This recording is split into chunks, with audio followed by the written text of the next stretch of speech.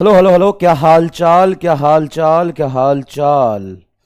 Audio and video clear है तो please एक बार थम्स अप कर दीजिए।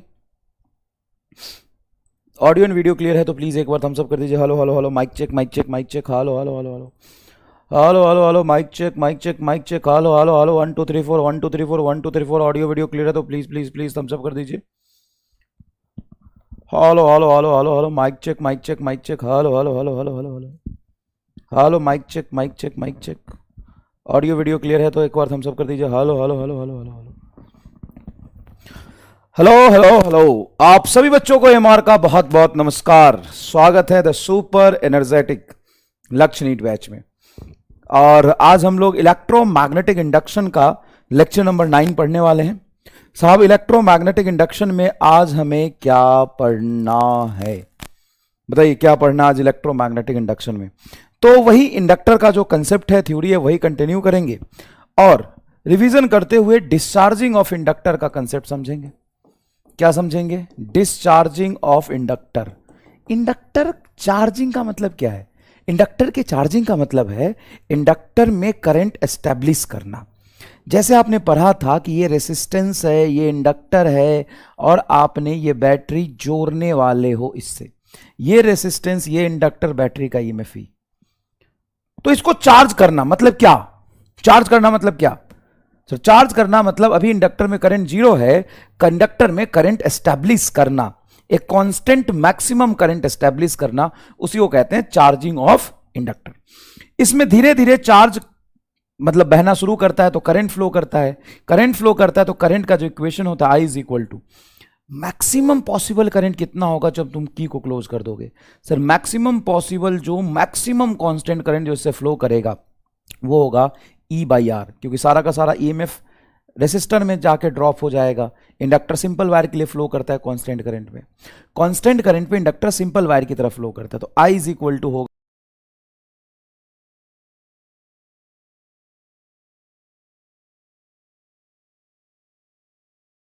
आर ऑफ इंडक्टर का करंट का इक्वेशन है।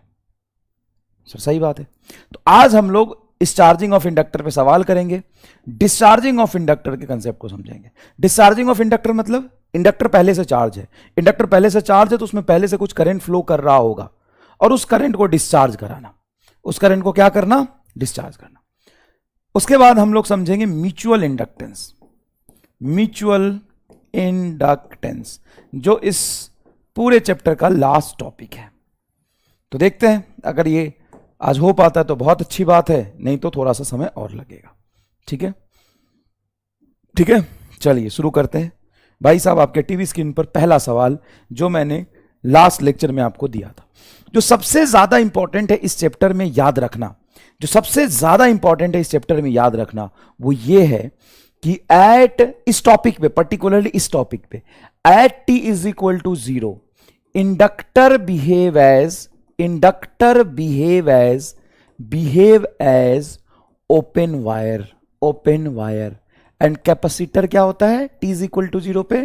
Capacitor simple wire, simple wire. ये बात आपको याद रखना है। And at steady state, at steady state मतलब T is equal to infinity, inductor behave as simple wire, क्योंकि इंडक्टर में मैक्सिमम करंट फ्लो करने लगेगा, कांस्टेंट करंट पे इंडक्टर सिंपल वायर हो जाता है।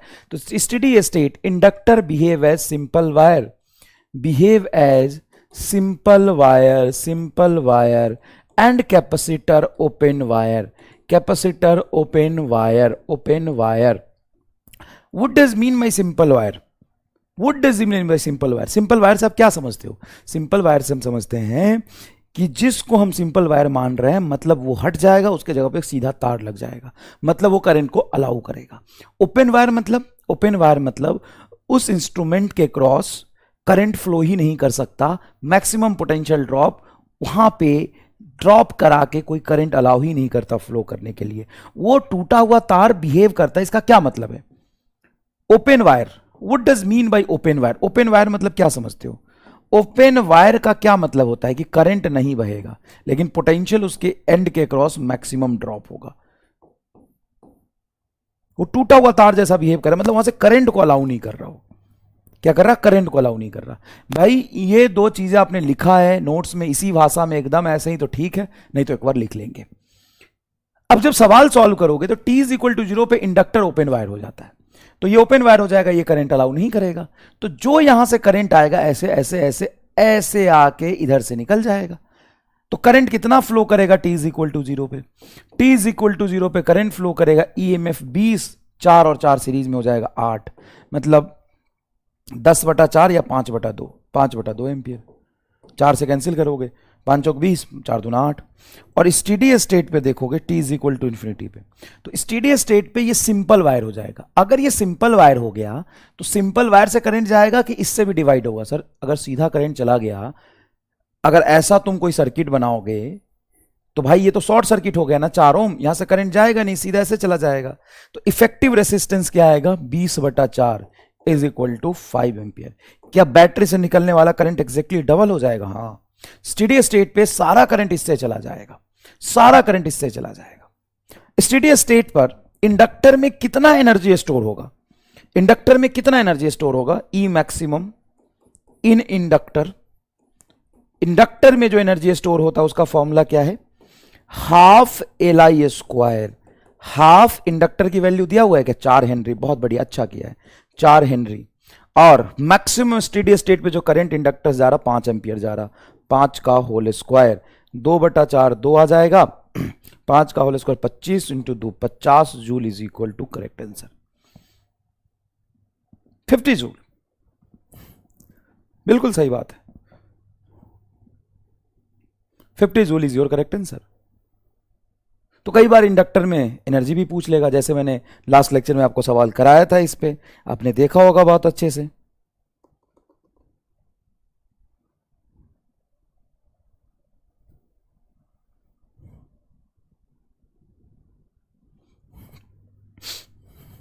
क्लियर है क्या बेटा, क्लियर है क्या बेटा? आइए ये सवाल देखिए, ये आपने कैपेसिटर में भी किया था, आपको अगर याद हो तो याद होगा, नहीं है तो नहीं होगा। कैपेसिटर में भी ये सवाल आपने किया था,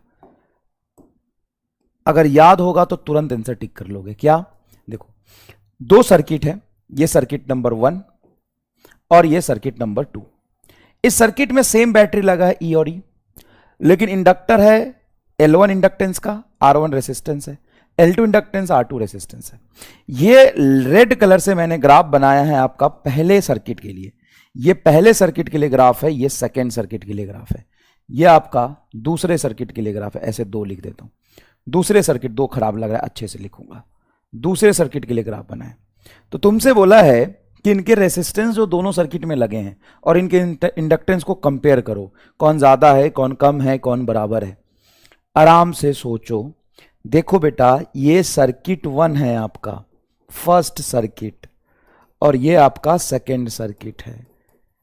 इन दोनों में करंट का इक्वेशन I1 और I2 कुछ आएगा, उसको ग्राफ के साथ करंट वर्सेस टाइम का ग्राफ बनाए।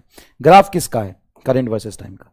करंट वर्सेस टाइम में रेड कलर का जो करंट का ग्रोथ है वो फर्स्ट ग्राफ के लिए, ग्रीन कलर से जो करंट का ग्रोथ है वो सेकेंड ग्राफ के लिए। तो कंपेयर करिए, कर पाएंगे आप, कर पाएंगे, कर पाएंगे, कर पाएंगे, बहुत आराम से कर पाएंगे। देखिए ध्यान से, क्या आपको ग्राफ देख के पता चल रहा है कि सर दोनों का चार्जिंग तो अलग अलग इक्वेशन से होगा, क्योंकि दोनों का ग्राफ अलग अलग है, पहले का करंट का ग्राफ, दूसरे का करंट का ग्राफ अलग है, लेकिन अल्टीमेटली जो पीक है, जो पीक है मैक्सिमम करंट की अगर बात करो तो देखो दोनों का मैक्सिमम करंट सेम आ रहा, देखो ना मैक्सिमम करंट दोनों का सेम आ रहा। तो तुम कह सकते हो कि फर्स्ट का मैक्सिमम करंट बराबर सेकंड का मैक्सिमम करंट। और मैक्सिमम करंट के केस में क्या होता है, मैक्सिमम करंट के केस में क्या होता है कि ये सिंपल वायर होता है, तो सारा करंट इससे फ्लो करता है E/R1, तो I1 होगा E/R1, बैटरी का एमएफ सेम है, बराबर E/R2। यहां से E से E कट जाएगा, आपका आ जाएगा R1 बराबर R2, बस। हाँ जी, R1 बराबर R2। सर तो बहुत बढ़िया है, हाँ रेसिस्टेंस बराबर होगा, देखिए रेसिस्टेंस बराबर होगा, ये मैंने आपको कराया हुआ है कैपेसिटर में।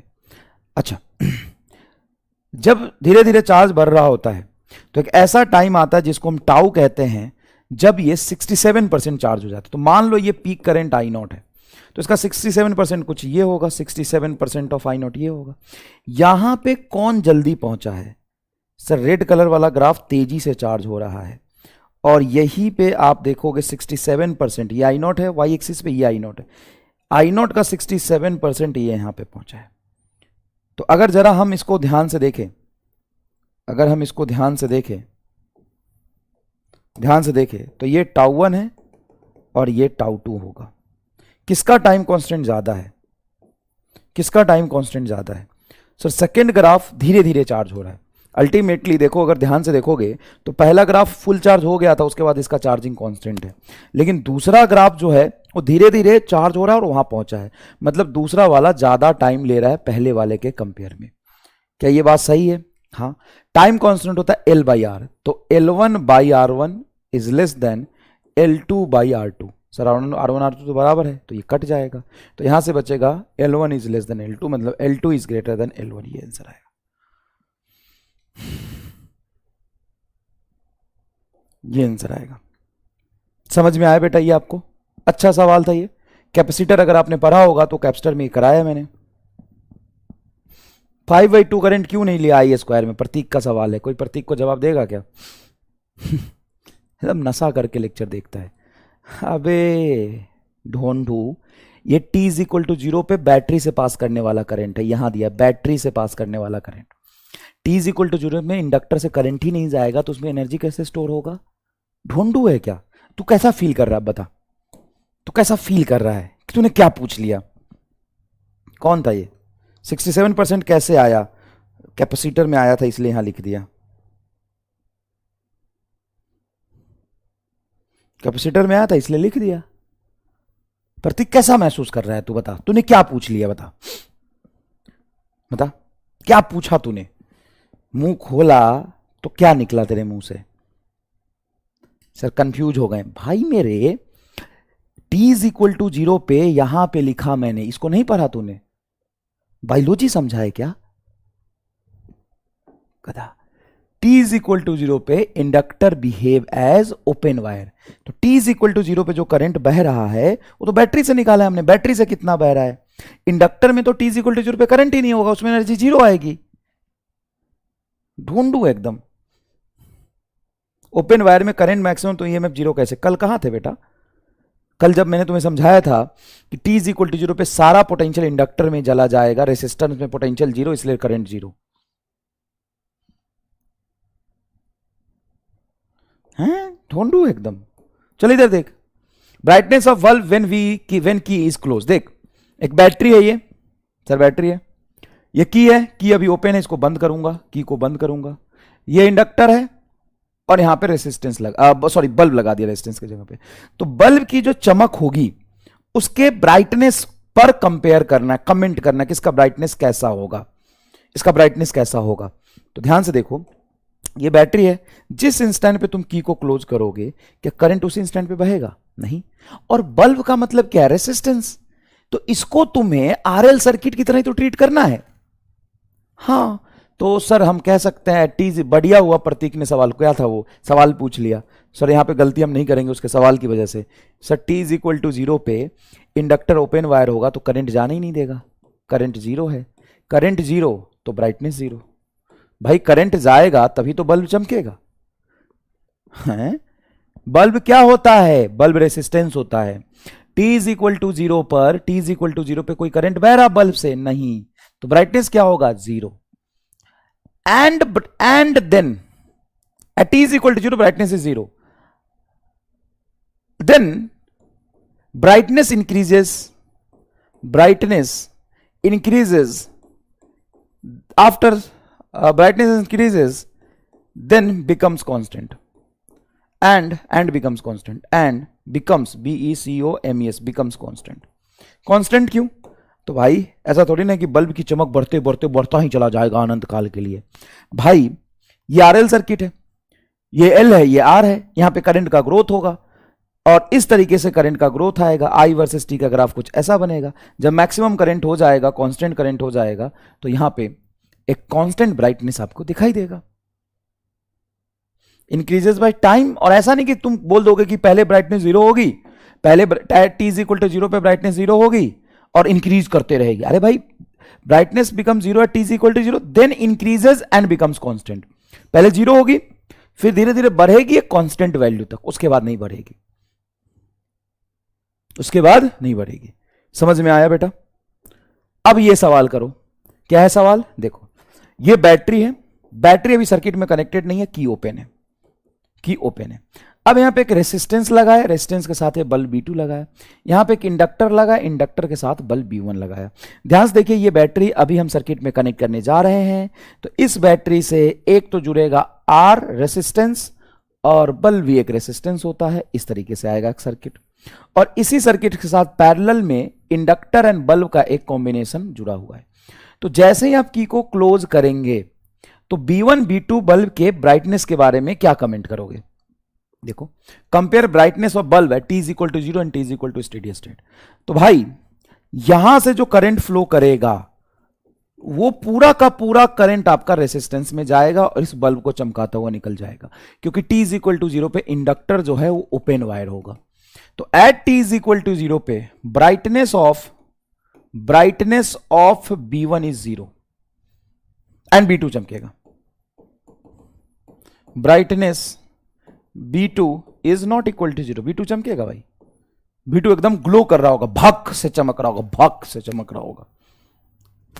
सही बात है। And with time at steady state इसकी ब्राइटनेस जो है ना वो कांस्टेंट रहेगी। क्यों कांस्टेंट रहेगी brightness? Brightness of B2 remains same, brightness of B2 remains same. क्यों भाई? तो भाई इस पॉइंट बल्ब और इस रेसिस्टेंस के बीच में क्या डायरेक्टली बैटरी लगाया? हाँ, तो बैटरी का जो ईएमएफ होगा इस पॉइंट और इस पॉइंट के बीच में डायरेक्टली ई कांस्टेंट रहेगा कि नहीं रहेगा? हाँ रहेगा। इसकी ये भी रेजिस्टेंस जितना पोटेंशियल ड्रॉप कराना होगा उतना करेगा। B2 की ब्राइटनेस सेम रहेगी, B2 की ब्राइटनेस सेम रहेगी।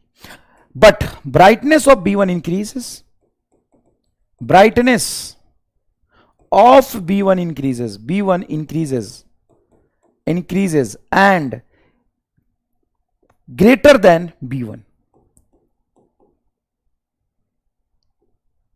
greater than B2, B2 से ज्यादा चमकेगा। मतलब स्टेडी स्टेट पर B1 की ब्राइटनेस ज्यादा होगी B2 के कंपेयर में। धीरे धीरे इसकी ब्राइटनेस बढ़ेगी। स्टेडी स्टेट पर B1 ज्यादा चमकेगा, B2 कम चमकेगा। सर ये तो गलत बात है, कैसे? देखो कैसे, मुझे क्या पता, लेकिन होगा ऐसे ही। सर कितना बढ़िया, भक से चमक गया था। हाँ, ये भक से चमक जाएगा और ये धीरे धीरे भकाएगा, लेकिन जब ये भकाएगा तो इसकी ब्राइटनेस ज्यादा रहेगी। वाई सर, सोच, कह रहा है वाई सर। क्यों, भगवान ने दिमाग नहीं दिया है?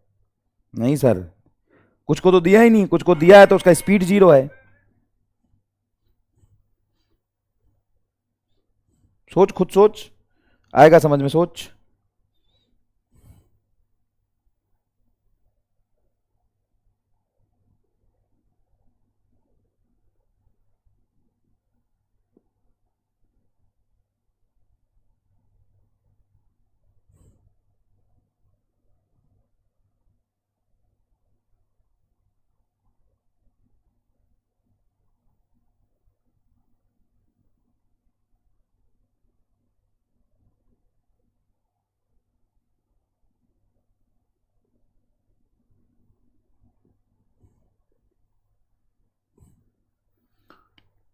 सोच भाई, जब स्टेडी स्टेट पे कोई कांस्टेंट करंट फ्लो करेगा, धीरे धीरे करंट एस्टेब्लिश होगा, तो स्टेडी स्टेट पे सिंपल वायर होगा, सिंपल वायर हो गया। तो ये अगर सिंपल वायर बन गया तो ये बैटरी का दोनों एंड डायरेक्टली इस बल्ब पे चला जाएगा। कैसे? ये देखो पॉइंट यहां है, ये देखो पॉइंट। अगर ये सिंपल वायर हो गया तो इस दोनों पॉइंट के बीच में डायरेक्ट सिर्फ बल्ब आएगा और इन दोनों पॉइंट के बीच में बल्ब और रेजिस्टेंस दोनों आएगा।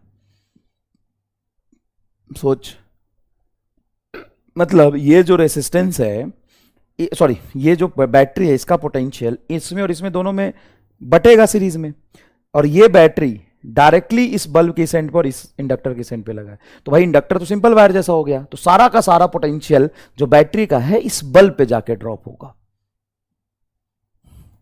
कैसा लगा सवाल बताओ? अच्छा मान लो if only inductor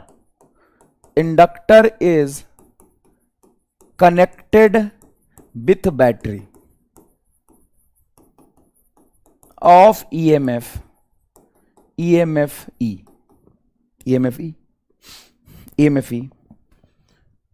and switch is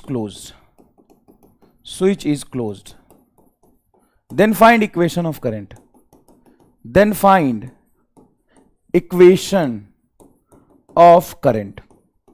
हालांकि ये प्रैक्टिकली पॉसिबल नहीं है, ये ओनली थ्योरेटिकल कंसेप्ट है। मैं यहां पे लिख देता हूं ब्रैकेट में, प्रैक्टिकली नॉट पॉसिबल। तो ये प्रैक्टिकली बिल्कुल ही पॉसिबल नहीं, मतलब कोई गुंजाइश ही नहीं है प्रैक्टिकली, लेकिन थ्योरेटिकली हम इसको समझते हैं थोड़ा, क्योंकि थ्योरेटिकली सवाल तो पूछा जा सकता है।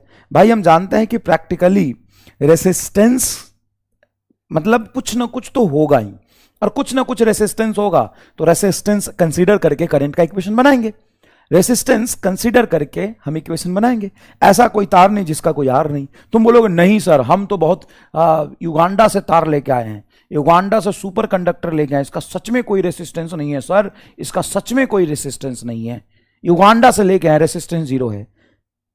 तो बकलोल, बैटरी तो भारत का है, इसमें तो इंटरनल रेसिस्टेंस कुछ ना कुछ होगा, बैटरी का भी तो कुछ ना कुछ इंटरनल रेजिस्टेंस होता है।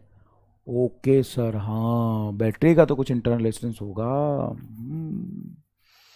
बैटरी छोड़, बैटरी भी युगांडा का है, ये तार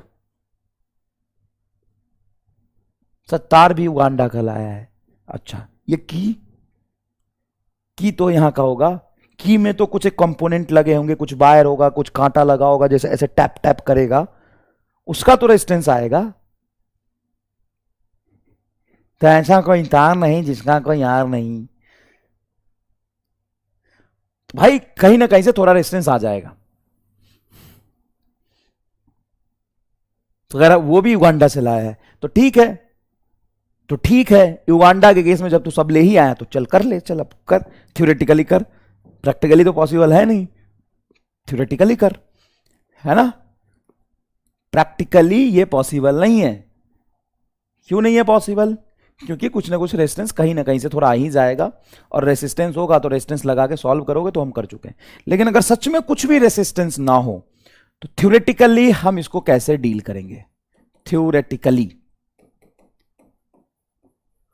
थ्योरेटिकली कैसे डील करेंगे?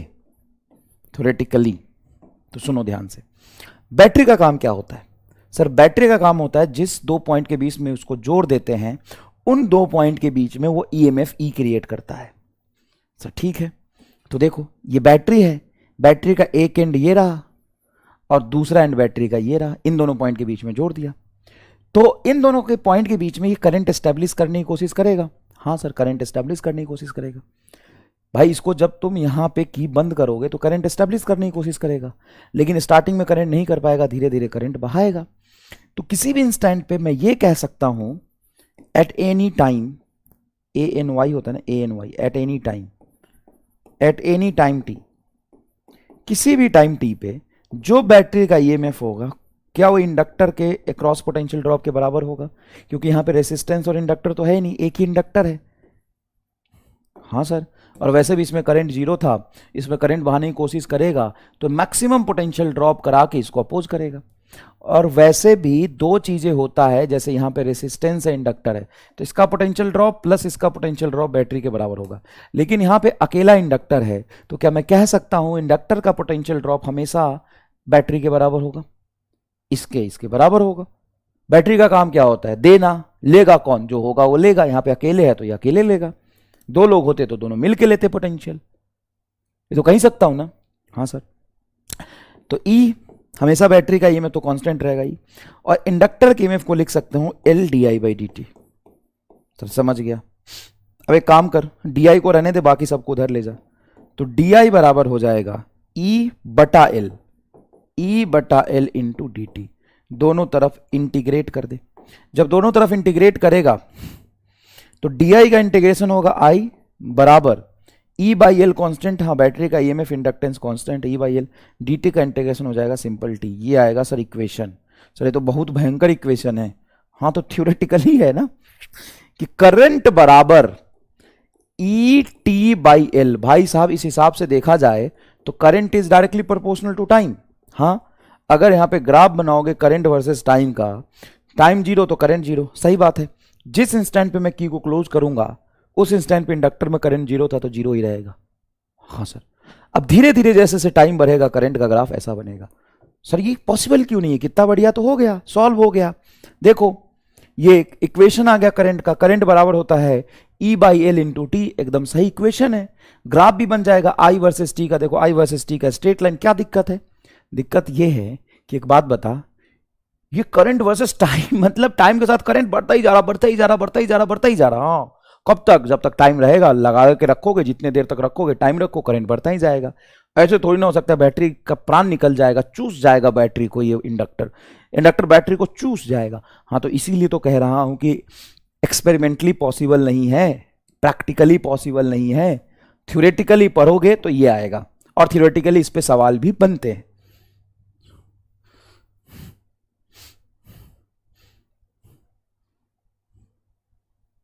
समझ में आया? फूट नहीं जाएगा, फूट जाएगा, कुछ भी हो जाएगा जो होना होगा।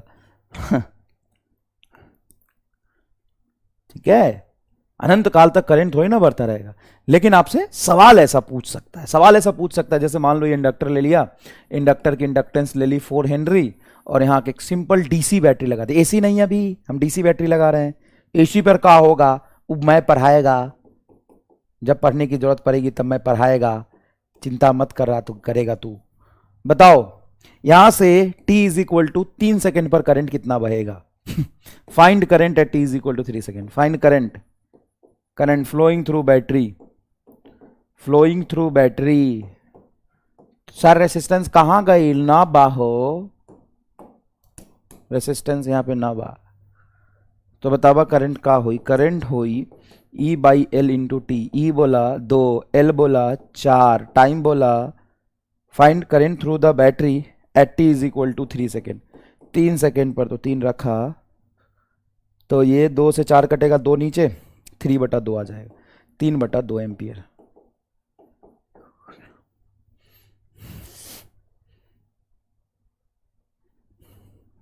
ये कह रहा है सर मैं हूं वो बैटरी जिसको इंडक्टर के क्रॉस लगा दिया गया है।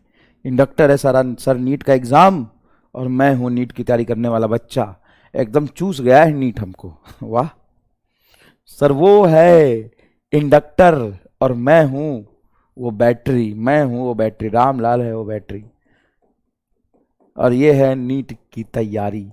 सर नीट के तैयारी के बीच हमको लगा दिया गया है बिना रेसिस्टेंस का, इंडक्टर हमको पूरा चूस गया है।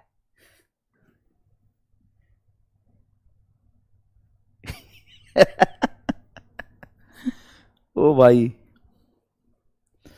बात तो सही है यार।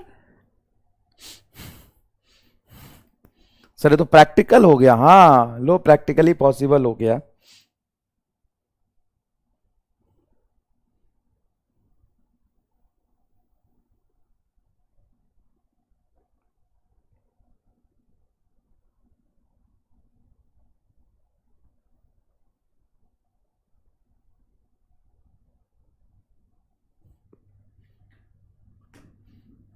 तो थोड़ा रेसिस्टेंस तो लगा देता कोई, बिना रेसिस्टेंस कहीं जोड़ दिया सीधा। नीट की तैयारी आरएल सर्किट का वो एग्जाम्पल है जहां रेसिस्टेंस ही नहीं है। नीट एकदम लगातार करंट खींचे जा रहा है, चूसे जा रहा है, इसका कोई मैक्सिमा है ही नहीं, दिखाई नहीं दे रहा दूर दूर तक। कहीं ना कहीं थोड़ा रेसिस्टेंस होता तो ग्राफ कैसा बनता? इसमें भी करंट चूसता, लेकिन करंट एक टाइम के बाद कांस्टेंट हो जाता। बिना रेसिस्टेंस का सर्किट है तो सीधा चूस जाएगा पूरा का पूरा।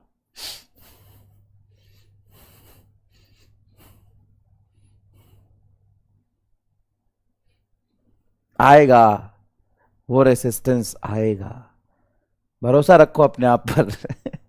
वो रेसिस्टेंस आएगा, तुम्हारा बेड़ा पार लगाएगा। वो रेसिस्टेंस आएगा, तुम्हारा बेड़ा पार लगाएगा। वो कब आएगा, वो कब आएगा, तेरा बेड़ा पार कब लगाएगा। Find current through battery at T is equal to 2 second. Find current through battery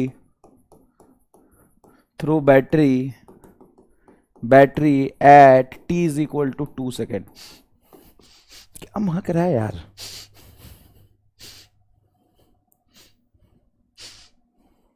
अच्छा, मैं खुद ही अपने आप नहाया नहीं हूं, मुझे लग रहा है 3-4 दिन हो गया नहाए हुए। मेरा अर्जुन आएगा। चल करंट बता, कब T is equal to 2 second पे निकालो। 3 सेकेंड पे निकालो, 4 सेकेंड पे, 6 सेकेंड पे निकालो, 6 सेकेंड पे निकालो, 6 सेकेंड पे करंट निकालो।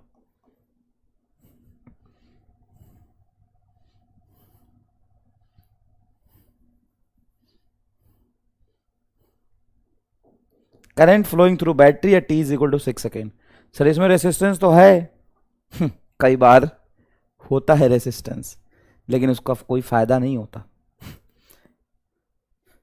इस रेसिस्टेंस के होने ना होने से कोई फर्क नहीं पड़ता है। ये तुम्हारा वो दोस्त है जो तुम्हें झूठा दिलासा दिलाता है कि मैं हूं ना तेरे साथ, तू चिंता क्यों करता है, मैं हूं तेरे साथ। ये रेसिस्टेंस, वो झूठा, वो इंसान बेगैरत, बेहया, बेशरम, वही तुम्हारा दोस्त है जो तुमको झूठा तसल्ली देता है। सर कैसे? देखो, यहां से जो करंट जाएगा, ऑब्वियस सी बात है यहां पे पहुंचेगा। यहां पे दो चीजें पैरेलल में कनेक्टेड है, इंडक्टर रेसिस्टेंस। तो कुछ करंट यहां पे जाएगा I1 और कुछ करंट यहां पे जाएगा I2। डायरेक्टली देखो तो 10 ओम के अक्रॉस ये रेसिस्टेंस लगा है। हां, तो भाई I2 तो डायरेक्ट निकाल सकते हो। क्यों? इस पॉइंट और इस पॉइंट के बीच में EMF 20 वोल्ट और इस दो पॉइंट के बीच में रेसिस्टेंस लगा हुआ है डायरेक्ट। तो I2 तुम लिख सकते हो 20/10 is equal to 2 ampere. That's it, very good, correct. और इंडक्टर के क्रॉस हमेशा पोटेंशियल 20 रहेगा। तो क्या था? V/L into T. लो बोलो, V/3 इंटू क्या है? 6। तो ये कटेगा 2, 20 दूना 40। तो टोटल करंट बैटरी से जाएगा 40 + 2 बराबर 42 एम्पियर। 42 एम्पियर। समझ में आ गया ये टॉपिक तुम्हें?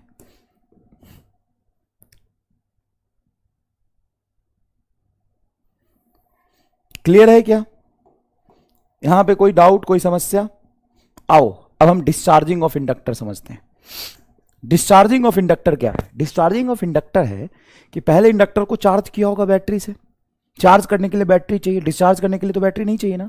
अब देखो, देखो ये तुम्हारा इंडक्टर है L, ये तुम्हारा इंडक्टर है जिसका इंडक्टेंस है L, ये बैटरी है जिसकी EMF है E, ये रेसिस्टेंस है R1, ये की से कनेक्टेड है और ये फुल चार्ज हो गया, इसमें करंट कुछ फ्लो कर रहा है I। वो करंट तुम निकाल भी सकते हो। बताओ कितना करंट फ्लो कर रहा होगा स्टेडी स्टेट पर? तो करंट फ्लो कर रहा होगा I is equal to E/R1। Steady state पे RL सर्किट में कितना करंट फ्लो करता है? I is equal to E/R1। देखो ना, RL सर्किट है, यहाँ पे रेजिस्टेंस R1, इंडक्टर L है। सर R2 का क्या काम है? R2 है ही नहीं यहाँ पे, कहाँ है R2? ये सिंपल सर्किट है, इसमें करंट निकाल के दिखाओ। चलो इस सिंपल सर्किट में करंट निकाल के दिखाओ। चलो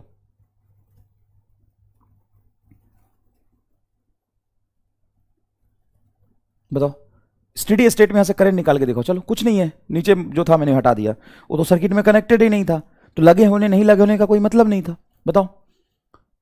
तो सर ये EMF रेसिस्टेंस और ये इंडक्टर RL सर्किल में जो मैक्सिमम करंट होता है ये होता है, मैक्सिमम करंट ये फ्लो कर रहा होगा इससे। स्टेडी स्टेट पर है सर, टाइम तो बताओ। स्टेडी स्टेट पर है मतलब फुल चार्ज हो चुका है, ये फुल चार्ज हो चुका है, ठीक है, स्टेडी स्टेट पर है। स्टेडी स्टेट पर ये सर्किट है। तो इस सर्किट में इस R2 के होने का तो कोई मतलब नहीं है। सर नहीं, R2 का क्या मतलब? R2 है ही नहीं, ये तो ओपन वायर है। After large time at steady state लिख दे, तो at steady state, steady state key is shifted from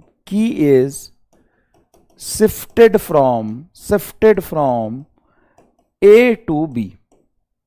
की is shifted from A to B।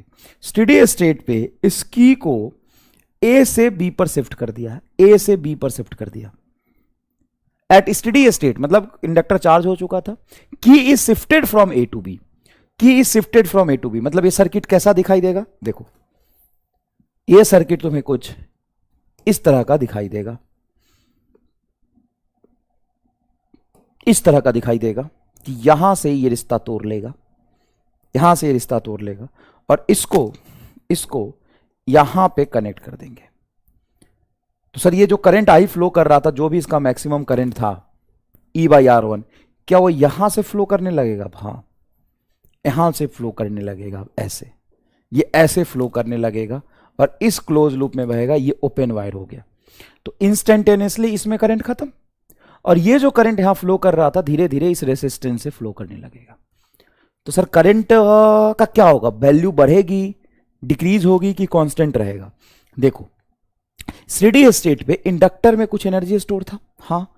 अचानक से जब तुम इसको यहां जोड़ोगे तो ऑब्वियस सी बात है करंट जीरो होने की कोशिश करेगा। जो भी करंट फ्लो कर रहा था ऊपर से सर्किट ब्रेक करके तूने नीचे जोड़ दिया तो करंट घटने की कोशिश करेगा। करंट क्या करने की कोशिश करेगा? डिक्रीज होने की कोशिश करेगा। ट्राई टू डिक्रीज लिख देता हूं, करंट ट्राई टू डिक्रीज। भाई क्योंकि बैटरी था इसलिए करंट मेंटेन था, अब बैटरी नहीं है तो क्या होगा? Current try to decrease. और इंडक्टर को नफरत है, देख ले भाई, इंडक्टर हो, कॉइल हो, लूप हो, उसको नफरत है किस चीज से? बता, किस चीज से नफरत है? बता, नफरत किस चीज से? बता, किस चीज से नफरत है? बता। इंडक्टर को किस चीज से नफरत है? बता। चेंज से, कह रहा डिक्रीज से नफरत है, फ्लक्स से नफरत है। यही पढ़े हो, यही सीखे हो, चेंज से नफरत है, चेंज से। तो जैसे ही करंट की वैल्यू आई फ्लो कर रही थी तो आई जब तक कांस्टेंट था कुछ नहीं करेगा, थोड़ा भी करंट कम होने की कोशिश करेगा तुरंत से एक बैटरी बन जाएगा यहां पे। हाँ सर सही बुझाया, एक बैटरी बन जाएगा। और इफेक्टिवली एक्सपेरिमेंटली जब तुम देखोगे ना, मान लो यहाँ पे R2 की जगह पे कोई बल्ब लगा होता तो अचानक से ये बल्ब चमक जाता है, अचानक से बैटरी एक बनेगी। क्यों बैटरी बनेगी? क्योंकि यहां पे करंट ट्राई टू डिक्रीज। अब ये करंट ट्राई टू डिक्रीज है तो करंट को डिक्रीज होने से रोकेगा, कैसे रोकेगा? तो करंट की डायरेक्शन में ही एक बैटरी बनाएगा ये। हाँ सर समझ आ गया, समझ आ गया, बिल्कुल सही है। जस्ट आफ्टर की is shifted, JUST, just after key is shifted, just after key is shifted, just after key is shifted, तुरंत से ऐसे बैटरी बनेगा। और ये बैटरी सही बनाए कि गलत बनाए? एकदम सही बनाए, क्यों? करंट कम हो रहा है, करंट कम हो रहा है तो करंट की डायरेक्शन में बैटरी बनेगा। किधर बनेगा? करंट की डायरेक्शन में बैटरी बनेगा। हाँ सर करंट की डायरेक्शन में बैटरी बनेगा। अब यहां पर ध्यान से देखो, अब यहां पे ध्यान से देखो, किसी टाइम टी पर देखोगे, एट टाइम टी, किसी टाइम टी पर देखोगे तो यहां पे करंट डायरेक्टली घट रहा होगा। क्यों घट रहा होगा करंट? क्योंकि रेसिस्टेंस से जब करंट की वैल्यू जाएगी तो यहां पे पावर लॉस होगा और बैटरी है नहीं पावर कंटिन्यूसली देने के लिए, तो करंट लगातार क्या हो रहा होगा? घट रहा होगा। तो सर ये बैटरी बना के मेंटेन करने की कोशिश तो करेगा, हाँ बैटरी बना के मेंटेन करने की कोशिश करेगा। यहां पे इंडक्टर की पोटेंशियल होगी VL, रेसिस्टेंस की हो जाएगी VR। किसी भी इंस्टेंट पे ये जितना पोटेंशियल देगा क्या उतना ही रेसिस्टेंस में ड्रॉप होगा? हाँ, तो आप ये लिख सकते हैं कि VL बराबर VR। VL क्या होगा? LdI/dt विथ निगेटिव साइन बराबर VR होगा तुम्हारा IR के बराबर। निगेटिव साइन क्यों सर? निगेटिव साइन इसीलिए क्योंकि करंट लगातार घट रहा है और कोई भी चीज घट रहा होता है तो इसको DI/dt लिखेंगे, ठीक है। अब यहां पर ध्यान से देखिए, DI के पास I को ले आइए, बाकी सम को उधर ले जाइए। बताइए क्या लिखेंगे? सर DI नीचे आ जाएगा, बाकी टर्म को उधर ले जाते हैं। हाँ, तो ये बनेगा तुम्हारा DI/I, उधर हो जाएगा -R/dt। R पहले से था, dt चला गया, R पहले से था, dt चला गया, L नीचे चला जाएगा, L नीचे चला जाएगा। ये इक्वेशन बनेगा। अब इक्वेशन में कुछ नहीं करना, आप इंटीग्रेट कर दीजिए। जब टाइम 0 था तो करंट मैक्सिमम था, हाँ, लिमिट ध्यान से रखिए, जब आपका टाइम जीरो था, जब आपने की को स्विच किया था तो करंट मैक्सिमम था, और मान लीजिए किसी टी टाइम पर करंट आई फ्लो कर रहा है, तो जब इसको इंटीग्रेट करेंगे तो क्या बनेगा बेटा, लॉग आई बनेगा सर। लिमिट रखेंगे मैक्सिमम करंट से कोई करंट आई बराबर माइनस आर बाई एल बाहर, माइनस आर बाई एल बाहर, डी टी का इंटीग्रेशन टी, लिमिट रखेंगे अपर टी, लोअर लिमिट में जीरो, कोई फर्क नहीं पड़ता। लॉग आई में अपर लिमिट लोअर लिमिट रखेंगे तो ये हो जाएगा log I minus log I M is equal to minus R by L into T. Log A minus log B होता है log A by B, log I by I M on the base E is equal to होगा minus R by L into T. Sir base E अपने आप कहां से ले आया, integration में लॉग बेस ई आता है, इंटीग्रेशन में लॉग बेस ई ही आता है, इंटीग्रेशन में लॉग बेस ई ही आता है। क्लियर है क्या? हाँ सर क्लियर है। अब ध्यान से देखिए यहाँ पे, अब ध्यान से देखिए यहाँ पे, जब आप एंटी लॉग लेंगे तो यहाँ क्या बचेगा, यहाँ बचेगा I by I M is equal to E का power minus R by L into T. I M को उधर ले जाइए, आई बराबर होगा आई एम ई का power minus R by L into T. ये करंट वर्सेस टाइम का ग्राफ बना। इसमें करंट आपको बढ़ता हुआ दिखाई दे रहा है कि घटता हुआ? एंटी लॉग लिया है भाई मेरे, करंट बढ़ता हुआ दिखाई दे रहा है कि घटता हुआ? यहां पे आपको करंट बढ़ता हुआ दिखाई दे रहा है कि घटता हुआ?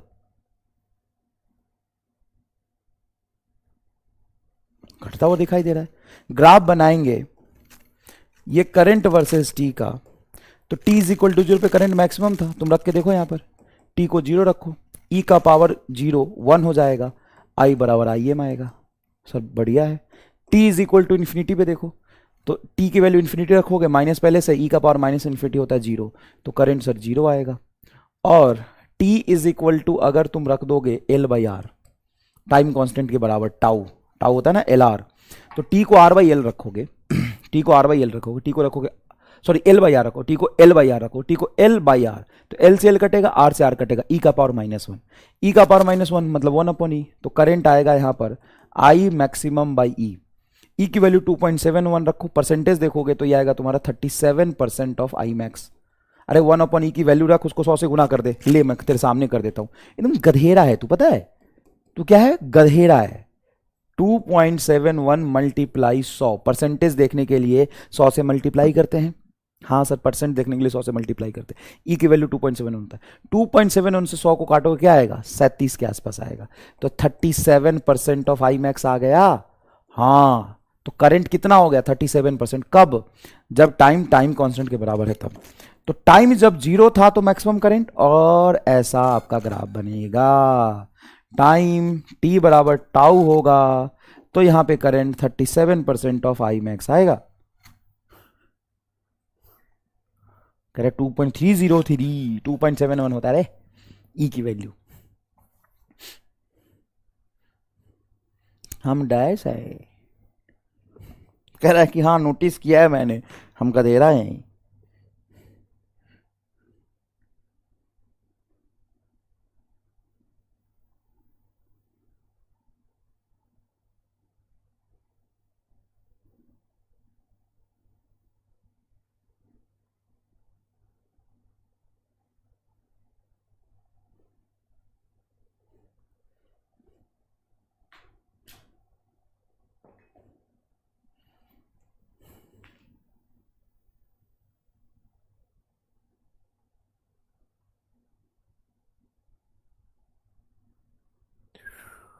बताओ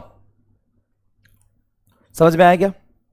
सर ये सब क्या नहीं आ रहा भाई, बोर्ड में भी नहीं आएगा, नीट में भी नहीं आएगा, करंट का डिग्रीज इतना देख लो बस।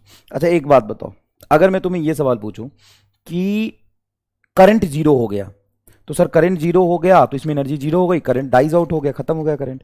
इंडक्टर में कुछ एनर्जी स्टोर था क्या इनिशियली? हाँ था। इनिशियली इंडक्टर में कितना एनर्जी स्टोर था ये बताओ, कितना एनर्जी स्टोर था इंडक्टर में? इन इंडक्टर बताओ कितना था? Sir half L max, L I max का होल स्क्वायर, इतना स्टोर रहा होगा। हाफ एल आई मैक्स का होल स्क्वायर मतलब ई स्क्वायर बटा आर वन का स्क्वायर, इतना स्टोर था। और कितना एनर्जी खत्म हो गया टोटल? अगर मैं पूछूं कि एनर्जी जो खत्म हुआ है वो कितना खत्म हुआ है, कितना। एक चीज और, ये सिर्फ आर है, हमने R2 नहीं लिया है ना पूरे कैलकुलेशन में, ये सिर्फ आर है, ऊपर R1 है लेकिन ये सिर्फ आर है। अगर मैं पूछूं total energy loss through R, total energy loss across R कितना हुआ है, तो बताओ कितना लिखोगे। टोटल एनर्जी लॉस कितना है, जितना स्टोर था वो पूरा का पूरा लॉस हो गया। स्टोर कितना था, हाफ एल आई मैक्स का whole square, half L I max बताओ कितना था, ई बाई क्या था भाई, ऊपर में resistance R1, E by R1 का square, E square by R1 का स्क्वायर, इतना एनर्जी लॉस हुआ है। ये लॉस कहां से हुआ है सर, आर से हुआ है। तो इस लॉस के फॉर्मूले में आर क्यों नहीं लिख रहा हूं, क्यों लिखूं भाई आर, इंडक्टर में पहले कितनी एनर्जी स्टोर थी, जो थी वो लॉस हो गया। तो कितनी एनर्जी स्टोर थी सर, इंडक्टर में इतनी एनर्जी स्टोर थी तो इतना लॉस हो गया, ये आ जाएगा half L E square but R1 का होल स्क्वायर। और ये समझना बहुत जरूरी है, ये समझना बहुत जरूरी है, मैं पूरा से फिर से समझाता हूं। एक बात बताओ, ये इंडक्टर है, हां, क्या इसमें एनर्जी पहले से स्टोर था, एनर्जी स्टोर था ना, कितना स्टोर था, अभी करके दिखाता हूं कितना स्टोर था। देख स्टार्टिंग में एनर्जी कितना स्टोर था, तो at T is equal to 0 energy जो इंडक्टर में स्टोर होगा इन इंडक्टर वो होगा हाफ एल आई मैक्सिमम जो था उतना। ये रहा आपका हाफ एल, कितना करंट मैक्सिमम इसमें फ्लो कर रहा है, ई बाई R1, यहां पे रखेंगे ई स्क्वायर बाई R1 का स्क्वायर, इतना एनर्जी स्टोर था। हां, अब धीरे धीरे जब मैंने की को यहां पे शिफ्ट किया, करंट धीरे धीरे इसमें फ्लो करेगा, जो भी एनर्जी था उससे बैटरी बना, धीरे धीरे करंट डाइज आउट करते करते करंट जीरो हो गया। जब करंट जीरो हो गया तो इसमें एनर्जी जीरो, हां सर इसमें एनर्जी खत्म हो गया। तो कहां से एनर्जी खत्म हुआ है, R2 में। कितना एनर्जी खत्म हुआ है सर, जितना स्टोर था। कितना स्टोर था, इतना स्टोर था, हाफ एल ई स्क्वायर बटा R1 का स्क्वायर, इतना एनर्जी आर में खत्म हुआ है।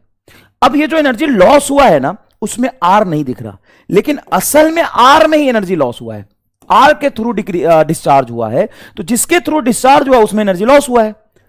तो सर इसमें आर क्यों नहीं दिख रहा, अरे भाई जितना एनर्जी था उतना लॉस हुआ है, और जो एनर्जी था वो हम पहले से निकाल सकते थे, half L E square by R1 का स्क्वायर। ये समझना है।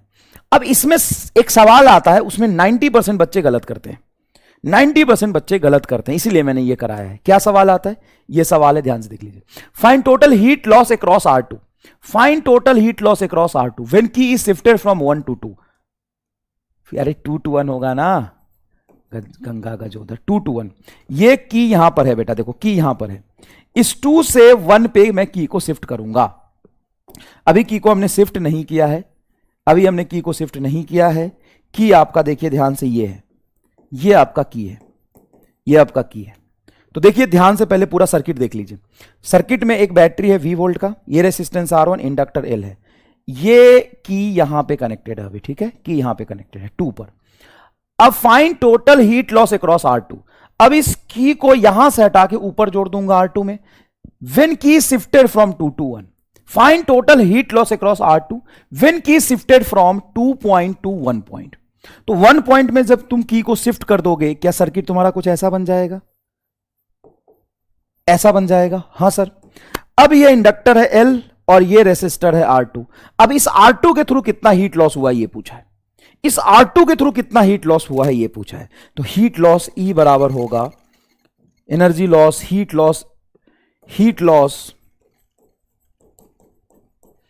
लॉस होगा हाफ इंडक्टेंस L, इसमें जो मैक्सिमम करंट फ्लो कर रहा था उसका होल स्क्वायर। तो हाफ L, बताओ कितना मैक्सिमम करंट इस पे फ्लो कर रहा था सर, V बाई R1, यही तो होगा। तो V स्क्वायर बाई R1 का स्क्वायर, ये आंसर आएगा, ये आंसर आएगा। R2 की जरूरत ही नहीं है इसमें, R2 में हुआ है लॉस, कितना हुआ है, जितना एनर्जी पहले से इंडक्टर में स्टोर था उतना कर दो। देखो इजी है क्या भाई, ये सवाल सॉल्व करो। Option A τ1 is greater than τ2, time constant. Option τ1 is less than τ2। Option C τ1 बराबर τ2। सवाल देखो क्या है, discharging of inductor through resistance shown in a graph. ये करंट वर्सेस टाइम का ग्राफ बना है दो इंडक्टर के लिए। Then which of the following is correct. तो टाइम कांस्टेंट के लिए कौन सा ग्राफ सही है, ये तुम्हारा ए ग्राफ है, ये बी ग्राफ है। अच्छा ए बी के टर्म्स में दिया है, तो ये हो जाएगा तुम्हारा ए, ये है तुम्हारा बी, यह ए, ये है बी, यह ए और ये है बी। देखो, दो इंडक्टर का डिस्चार्जिंग का ग्राफ है करंट वर्सेस टाइम। तो देखो करंट है, यहां मैक्सिमम करंट है, तो दोनों का मैक्सिमम करंट सेम था, हाँ। और दोनों के डिस्चार्जिंग का टाइम के साथ ग्राफ बना है। करंट टाइम के साथ घट रहा है ए और बी इंडक्टर के लिए। तो बोला है discharge of inductor through resistance shown in a graph, then which of the following is correct. तो टाइम कांस्टेंट के लिए कौन सा ऑप्शन सही है ये आपको बताना है। पोल क्रिएट किया करो, तो एक बार इसको पोल क्रिएट कर दिया करो, इस बार देखो अच्छे से।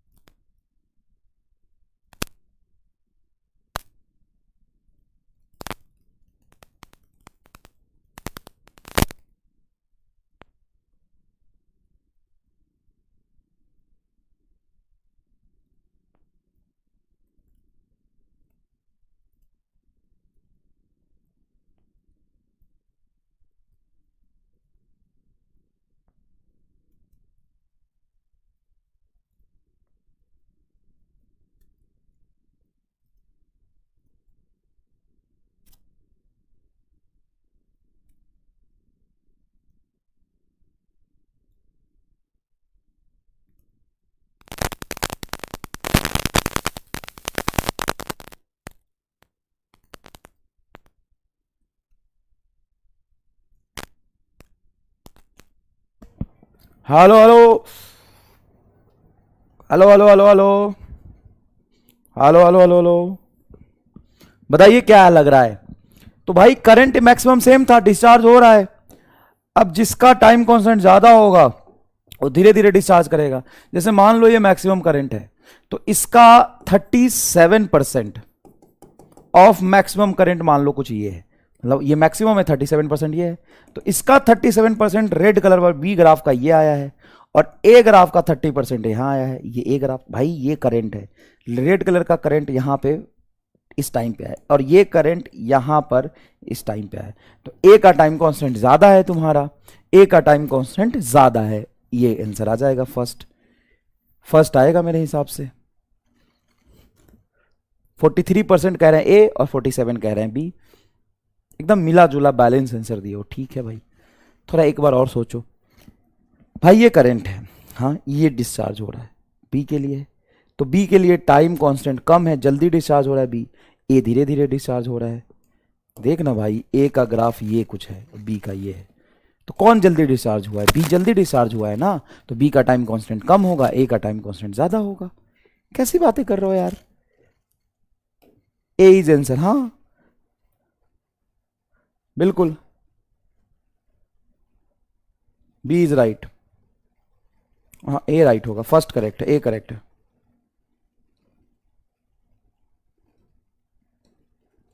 सर मैं don't ignore, okay I don't ignore. Sir मैंने 11th अर्जुना नीट से पढ़ा है सतीश सर से, सर मैंने 11th arjuna NEET Satish sir से पढ़ा है। क्या मैं सितंबर 11 से रिवीजन शुरू कर सकता हूं? बिल्कुल, 2 दिन निकल गए, शुरू कर दीजिए, अच्छी बात है। जितना जितना समय आपको स्पेयर में मिलता जाता है उतना पढ़ते जाइए, क्या बुराई है इसमें। जितना जल्दी स्टार्ट करेंगे थोड़ा थोड़ा समय मिलेगा, अच्छी बात है। हीट लॉस समझ नहीं आया, अरे तेरे पास 100 रुपए है, किसने दिए? पिताजी ने, पिताजी ने 100 रुपए दिए, और मैंने तुमसे, तू बाहर निकला थप्पड़ मार के मैंने छीन लिए। अब बता मैंने कितने छीने? 100 रुपए दिए, कितने थे? किसने थे? पिताजी ने। कितने दिए थे? 100 रुपए। किसने छीना? मैंने छीना। अब कल होके पिताजी ने तू 200 रुपए दिए, बता मैं कितना छीनूंगा? पिताजी ने तुम्हें 200 रुपए दिए, अब बता मैं कितना तेरे से छीन लूंगा? सर आपको पता होगा, नहीं मैं तुम्हें कंगाल कर दूंगा एकदम। तो जितने दिए होंगे उतना छीन लोगे, 200 छीनूंगा। कल तो पिताजी के सामने रोने, नहीं, पिताजी ने तुम्हें 500 रुपए दिए, फिर तू घर से बाहर निकला, मैंने थप्पड़ मार के फिर से छीन लिए, बताओ मैंने कितने छीने? 200 छीने, सॉरी 500 छीन दिए। भाई मेरे हीट लॉस कह रहा नहीं समझ में आया, गधे हो गया एकदम। मतलब एक लिमिट होता है चीजों को समझने का, मतलब इतने मंदबुद्धि हो। भाई ये पिताजी है इंडक्टर का, ठीक है, कितना एनर्जी दिया? सर ये करंट फ्लो करा रहा, ये कुछ एनर्जी देगा, इसका तो कोई रिलेशन ही नहीं है, इतना एनर्जी दिया। बाद में ये सारा एनर्जी खत्म हो गया, करंट जीरो तो एनर्जी खत्म, कहां गया, इसमें लॉस हुआ, तो जितना था उतना लॉस हुआ। तो फिर क्या हो, कभी कभी तुम्हें नहीं लगता है, मतलब मजाक नहीं कर रहा, 10 रुपए की बतासा खरीदना, बतासा समझते हो, बतासा, 10 रुपए का बतासा खरीदना, 2 रुपए की अगरबत्ती खरीदना और 50 पैसे का लड्डू खरीदना, बूंदी वाला लड्डू, और जाके भगवान जी पर चढ़ा के बतासा लड्डू अगरबत्ती दिखाना, हाथ जोड़ के पूछना, हे प्रभु मेरे साथ ही ऐसा क्यों किया आपने, वाई आई, मैं ही क्यों प्रभु, मैं ही क्यों, मैं ही क्यों प्रभु, हे प्रभु प्लीज प्लीज बताइए प्रभु, मैं ही क्यों, कोई और भी तो हो सकता था, मैं ही क्यों प्रभु, मैं ही क्यों, मेरे साथ इतनी नाइंसाफी क्यों प्रभु, मुझे ही मंदबुद्धि क्यों बनाया प्रभु, मैं ही क्यों, मैं ही क्यों प्रभु, क्यों, मैं क्यों।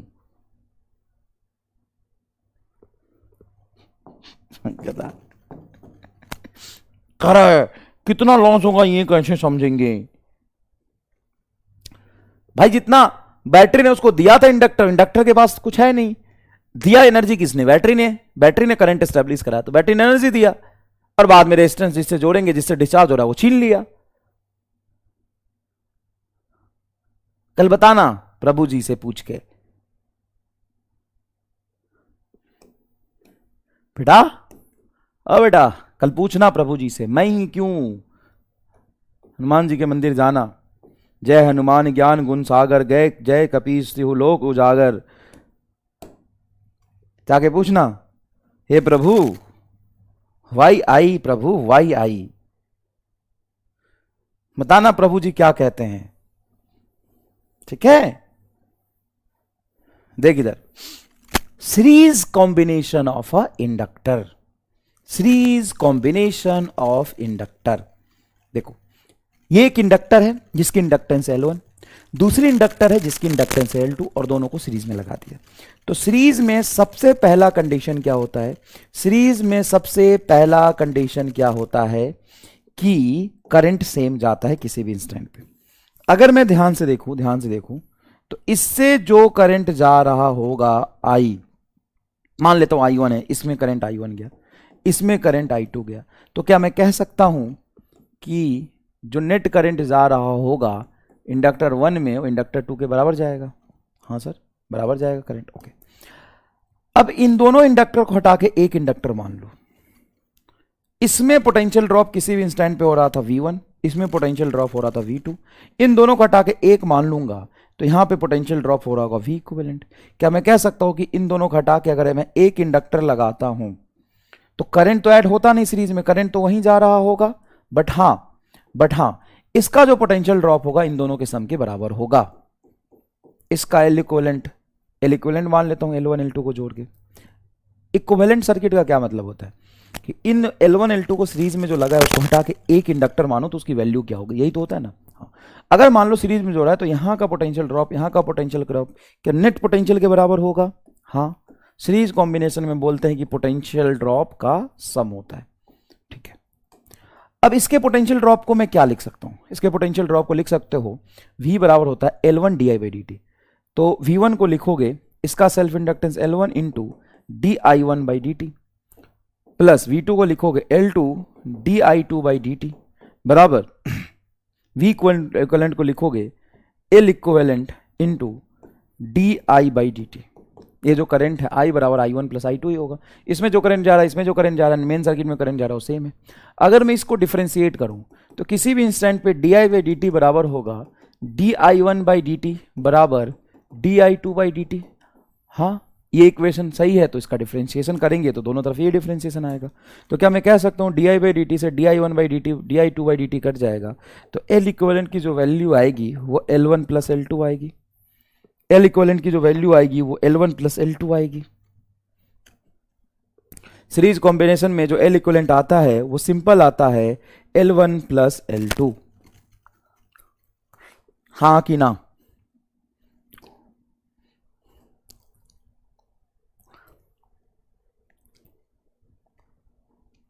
बुक का प्राइस बता देते, बुक कौन सा बुक का प्राइस, कैसा बुक, किसका बुक, कितना बुक, कहाँ का बुक, कौन सा बुक, क्या होना चाहिए प्राइस, तुम ही बता दो।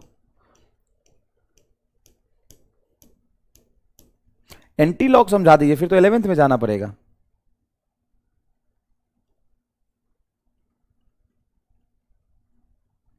सर डाउट का रिप्लाई क्यों नहीं दे सकते, छोड़ना, क्यों डाउट का रिप्लाई तुम गलत वसत देते होगे इसलिए नहीं देते हैं। 7 करोड़ नहीं, जेन्युइनली बताओ।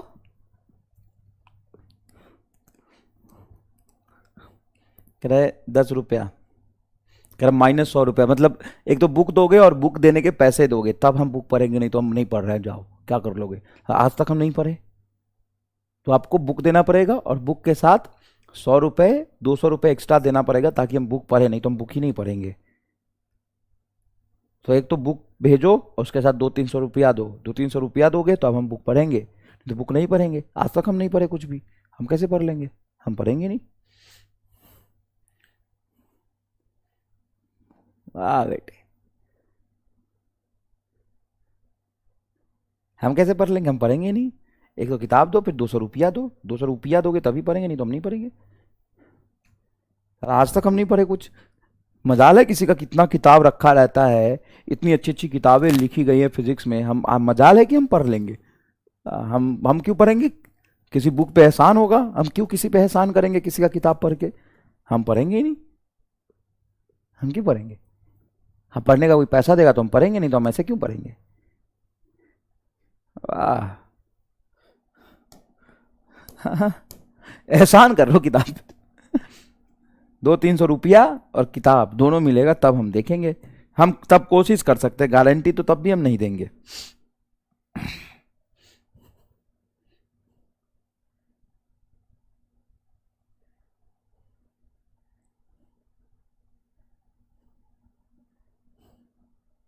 है ना, चल देख, सुनो बेटा अच्छे समझो, क्या मैं ये कह सकता हूं कि दोनों इंडक्टर को हटा के एक इंडक्टर मानूं, दोनों इंडक्टर को हटा के एक इंडक्टर मानो, तो यहाँ का पोटेंशियल ड्रॉप V1, यहाँ का पोटेंशियल ड्रॉप V2, इन दोनों को जोड़ के V इक्वलेंट आएगा। हाँ sir, V1 plus V2 V equivalent, V1 plus V2 V equivalent, ये तो सही है, V1 plus V2 V equivalent, V1 plus V2 V equivalent, ठीक है।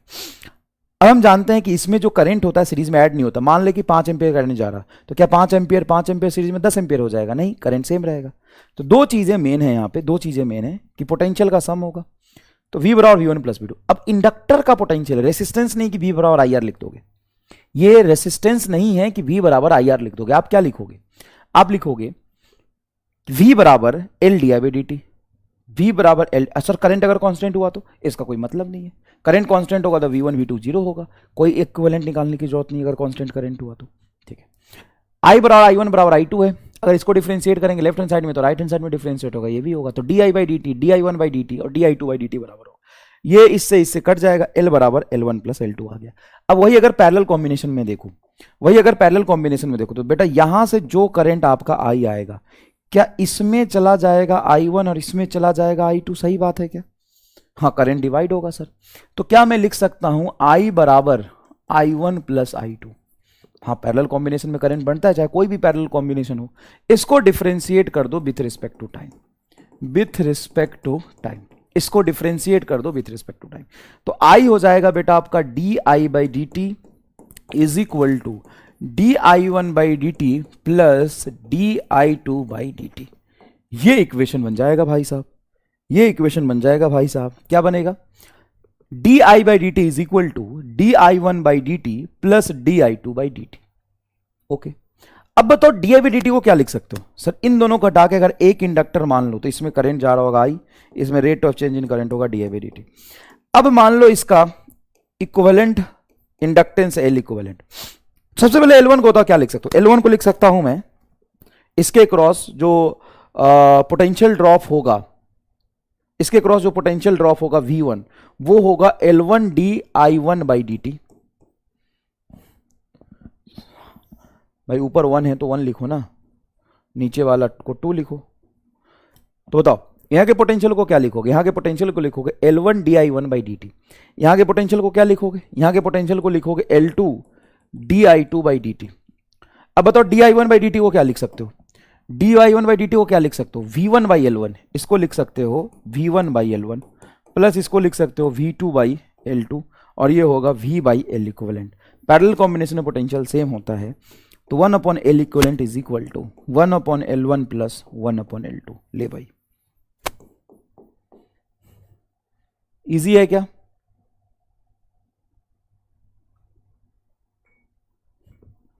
इजी है क्या ये बात?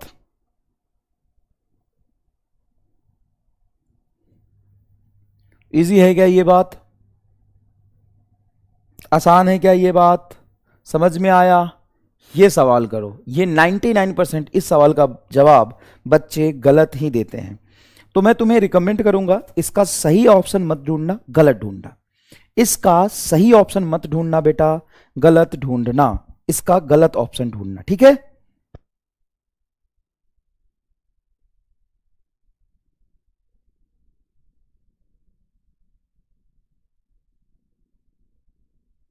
देख भाई, the current circuit bulb with become suddenly bright if. The current circuit मतलब ये सर्किट है, bulb will become suddenly bright if, bulb will become, with नहीं will, bulb will become suddenly bright, bulb will become suddenly bright. अब यहां पे देखो circuit क्या है, एक बैटरी है, ये की है, देखो ये की है, ये इंडक्टर है और ये बल्ब है। कह रहा था in the current circuit bulb will become suddenly bright if, bulb अचानक से चमकेगा इफ स्विच इज क्लोज्ड और ओपेंड। नहीं, जब स्विच को हम क्लोज करते हैं, मान ले कि ओपन है और क्लोज करते हैं, तो क्लोज करेंगे तो क्या होगा सर? क्लोज करोगे तो पहले करंट जीरो था तो इंडक्टर जीरो बना के रखेगा, इंडक्टर ओपन वायर जैसे हो जाएगा, यहां से करंट बहने ही नहीं देगा। ठीक है, करंट बहने ही नहीं देगा। मैं एक बार पोल क्रिएट कर रहा हूं, तुम सोच के जवाब दो। एक बार मैं पोल क्रिएट कर रहा हूं, सोच के जवाब दो। करंट बहने ही नहीं देगा सर, बात तो सही है। तो स्विच इज क्लोज्ड वाला तो ऑप्शन गया, क्लोज्ड और ओपन, और क्लोज तो गलत हो। क्लोज के केस में क्या है कि ओपन है, जैसे ही तुम की को क्लोज करोगे तो क्या बल्ब अचानक से चमकेगा? नहीं। इसमें तो कितने सवाल हमने कर लिए। जब की को हम क्लोज करते तो बल्ब अचानक से नहीं चमकता है। तो मान लो की बंद है, बल्ब जल रहा है, और की को अचानक से ओपन करेंगे, खोलेंगे, तो क्या होगा? तो या तो ये, नहीं तो ये दो ऑप्शन बन रहा है आपका। अब इसमें से सोच के जवाब दो, क्या होना चाहिए? क्या डी हो सकता है? क्या अचानक से बल्ब चमकेगा, सडनली ब्राइट, बिकम सडनली, और चमकेगा, पहले चमक रहा था और चमक जाएगा। देखो मान लो कि की तुम्हारा क्लोज है, की क्लोज है, यहां से करंट जो भी मैक्सिमम फ्लो कर रहा होगा, कांस्टेंट करंट बह रहा होगा, कांस्टेंट करंट कह रहा होगा पहले से अगर क्लोज है तो। अब अचानक से तुम की को तुरंत से खोल दोगे, तुरंत से खोल दोगे, तो पहले जो इंडक्टर था वो क्या था? सिंपल वायर था, और करंट ऐसे फ्लो कर रहा था। तो इसमें करंट किसी इंस्टेंट पे आई एम फ्लो कर रहा होगा, ये सिंपल वायर है। अब जैसे तुमने ओपन करा तो करंट घटने की कोशिश करेगा, तुरंत नहीं घट जाएगा, तुरंत तो मैक्सिमम करंट रहेगा। डिस्चार्जिंग ऑफ इंडक्टर अगर आप तूने बनाया है, और ये तुरंत से एक बैटरी आगे बना देगा। सर हाँ सर, बैटरी भी आगे बन गया, हाँ, और ये करंट आई एम फ्लो भी कर रहा था, तो क्या ये थोड़ा करंट और फ्लो करा देगा? हाँ। तो अचानक से जब की को ओपन करोगे तो करंट थोड़ा बढ़ेगा, हल्का सा एकदम बढ़ता है, और फिर धीरे धीरे घट जाता है। अल्टीमेटली उसको डिस्चार्ज होना है, लेकिन करंट पहले थोड़ा सा अचानक से बढ़ेगा, फिर धीरे धीरे डाइज आउट हो जाता है। 57% लोगों ने सही जवाब दिया है। क्लोज वाला केस तो गलत हो गया, तो 57% लोगों का ये जवाब है, बाकी नन ऑफ दीज कह रहे हैं वो गलत है। सर लेकिन ऐसे कैसे सर, ये तो फील नहीं आया सर। बुक में टोटल 35 चैप्टर है, 35, और जो डायग्राम बने ना, एक एक डायग्राम देख के तुम्हारा दिल खुश ना हो जाए तो बताना। पिकासो भी ना बना पाए ऐसा डायग्राम, पिकासो साहब, श्री श्री श्री 108 श्री, जोरदार श्री पिकासो साहब। देखो ये बैटरी है, यहां बैटरी है, ये बैटरी है, और मान ले पहले से की क्लोज था, पहले से की क्लोज था, तो इसमें कांस्टेंट करंट फ्लो कर रहा होगा जितना मैक्सिमम कर सकता है, बल्ब चमक रहा था।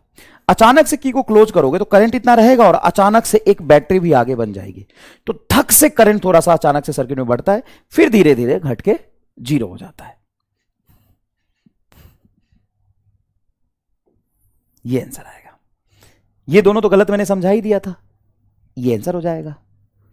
हल्का सा देखो क्या होता है कि जो करंट फ्लो कर रहा था किसी इंस्टेंट पे, इंडक्टर को किस चीज से नफरत है, पहले ये बताओ। इंडक्टर को नफरत किस चीज से है? चेंज से। तो जितना करंट बह रहा था उतना तो बहता ही रहेगा, अचानक से ब्राइटनेस तो जीरो होगी नहीं। हाँ सर, अचानक से नहीं होगी, जितना बह रहा था इंडक्टर पूरी जान लगा के उतना बहाने की कोशिश करेगा। अब इतना तो बह रहा था आईएम, और तुरंत से आगे एक बैटरी भी बना लेगा, तो आईएम भी बह रहा था और तुरंत से आगे एक बैटरी भी बना लिया, तो तुरंत से धक से थोड़ा सा ब्राइटनेस बढ़ेगा और धीरे धीरे ब्राइटनेस कम हो जाता है। धीरे धीरे ब्राइटनेस क्या हो जाता है? कम हो जाता है। क्लियर है भाई? आओ अब हम अपन आगे बढ़ते हैं और एक छोटा सा सवाल है, इसको समझते हैं और इसको सॉल्व करते हैं। इसको समझते हैं और इसको सॉल्व करते हैं, ठीक है? ध्यान से देखिए, ध्यान से देखिए। Find flux in loop 2 due to loop 1। Find flux in loop 2 due to loop 1। ये लूप है तुम्हारा 1, जिसका सर्कुलर लूप है, ऑब्वियस सी बात है, दिख रहा है, जिसका रेडियस है R1, जिसमें करंट फ्लो कर रहा है I1। उससे d डिस्टेंस दूरी पर एक लूप रखा है 2, इसका रेडियस है R2, यहां से d डिस्टेंस पे रखा है, इसमें कोई करंट फ्लो नहीं कर रहा है, इसमें से पास करने वाला फ्लक्स पूछा है। सभी पास करने वाला फ्लक्स आप निकाल ही नहीं सकते, क्योंकि इसके वजह से जो हम मैग्नेटिक फील्ड निकालते हो एग्जाम एक्सिस पर निकालते हैं। और ये तो आपको बड़ा नहीं दिख रहा थोड़ा सा? सर हाँ, बड़ा तो दिख रहा है यार, फिर तो मुश्किल है निकालना। हाँ, एक चीज तुम कह सकते हो कि अगर d तुम्हारा बहुत ज्यादा है रेडियस से, R1 एंड R2 से d बहुत ज्यादा है, तो d बहुत ज्यादा होगा तो इसकी साइज इफेक्टिवली छोटी हो जाएगी कंपेरेटिवली। मान लो कि d बहुत ज्यादा है, तो इस रेडियस के कंपेयर में d बहुत ज्यादा है, तो इसकी साइज छोटी हो जाएगी ना। हाँ, तब निकाल सकते हैं। ठीक है सर, निकालते हैं। तो बताओ, इस करंट की वजह से यहां पर मैग्नेटिक फील्ड कितना आएगा? ये एमईसी में हमने पढ़ा हुआ है, ये होता है म्यू नॉट आई, याद करो रे, पाई आर स्क्वायर आता है क्या? आर स्क्वायर, रेडियस का स्क्वायर, बटा 2 रेडियस का स्क्वायर, R1 है तो R1 का स्क्वायर प्लस डी स्क्वायर का पावर 3/2। यही है क्या? अगर इसका रेडियस R1 है और इसके एक्सिस पे d डिस्टेंस पर मैग्नेटिक फील्ड निकाल रहे हैं, d डिस्टेंस पर मैग्नेटिक फील्ड निकाल रहे हैं, तो क्या मैग्नेटिक फील्ड का फॉर्मूला होगा? म्यू नॉट आई R1 का स्क्वायर बटा 2 R1 का स्क्वायर प्लस R2 का स्क्वायर का पावर 3/2। वेरीफाई कर लेना, अगर d 0 होता तो सेंटर पे होता म्यू नॉट I/2R, तो d को जीरो करेगा तो R1 का स्क्वायर 3/2, 2 से 2 कटेगा, क्यूब से, हाँ सही है, सही है। और यहां पे एक अप्रोक्सीमेशन तू लगाएगा, d बहुत बहुत बहुत बड़ा है। अगर d बहुत बड़ा है तो R1 छोटा होगा, d बहुत बड़ा है तो R1 बहुत छोटा होगा, तो इसको ऐड करने का कोई मतलब नहीं। डी स्क्वायर का पावर 3/2, 2 से 2 कटेगा, डी क्यू बचेगा, तो मैग्नेटिक फील्ड आ जाएगा म्यू नॉट आई R1 का स्क्वायर बटा 2 डी स्क्वायर पावर 3/2, तो 2 से 2 कटेगा, ये बच जाएगा डी क्यू। क्या ये मैग्नेटिक फील्ड बेटा ठीक है?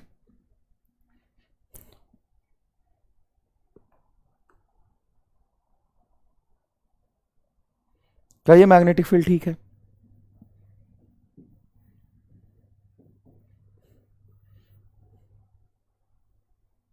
एक्स स्क्वायर होगा? नहीं, डी क्यूब ही आएगा। ये डिस्टेंस डी है, पहली बात तो एक्स तो कहीं है ही नहीं, और डी क्यूब आ जाएगा। क्यों? क्योंकि मैग्नेटिक फील्ड वैसे भी होता है 2i बटा डिस्टेंस, 2i/r होता है, नीचे डिस्टेंस आएगा, तो नीचे डिस्टेंस का क्यूब ऊपर डिस्टेंस का स्क्वायर, तो डायमेंशन नीचे एक डिस्टेंस बनेगा। सही है। अब तुम्हें फ्लक्स लिखना है, तो flux passing through second coil due to 1, हम सेकेंड कॉइल में निकाल रहे हैं एक की वजह से, तो सेकेंड कॉइल में जब एक की वजह से निकालेंगे तो पहले का मैग्नेटिक फील्ड इनटू दूसरे का एरिया लिखेंगे।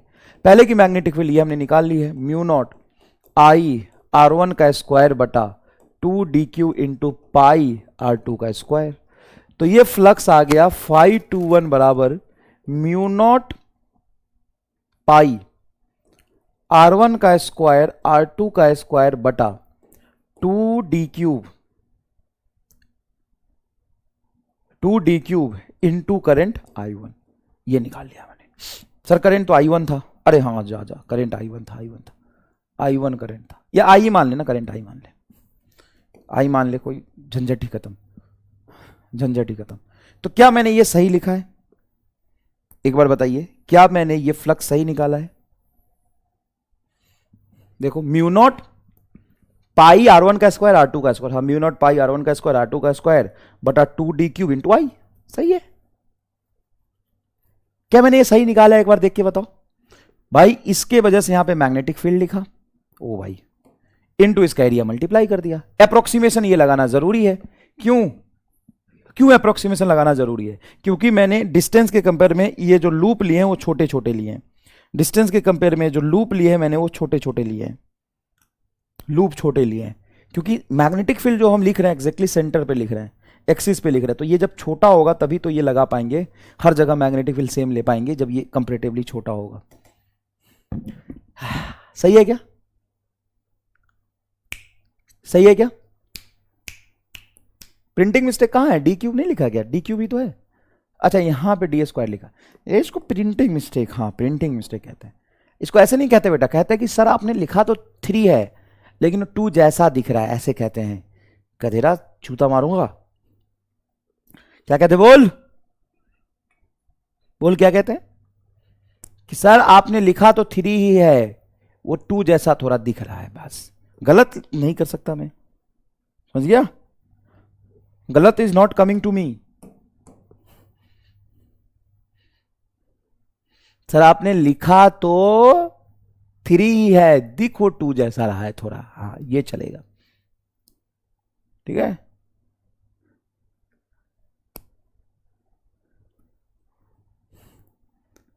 बोल, no wrong, no printing mistake. लिखा तो सर आपने 3 ही है, हाँ। अब सुन, अब आगे समझ, आगे समझ। एक काम करता हूं मैं, इस करंट को ना यहां ना बहा के अगर मैं इसमें बहा दूं और मैं पूछूं इसके वजह से इसमें फ्लक्स निकाल, और अब बता क्या होगा। सर इसमें करंट फ्लो कर रहा है, सर्कुलर कॉइल है, रेडियस R2 है, d डिस्टेंस पर इसमें फ्लक्स निकलेगा, हाँ ये लिखा, और बता कितना होगा। बता बता तू। इसके वजह से इसमें फ्लक्स निकाल दो, पहले कॉइल में दूसरे की वजह से फ्लक्स निकाल।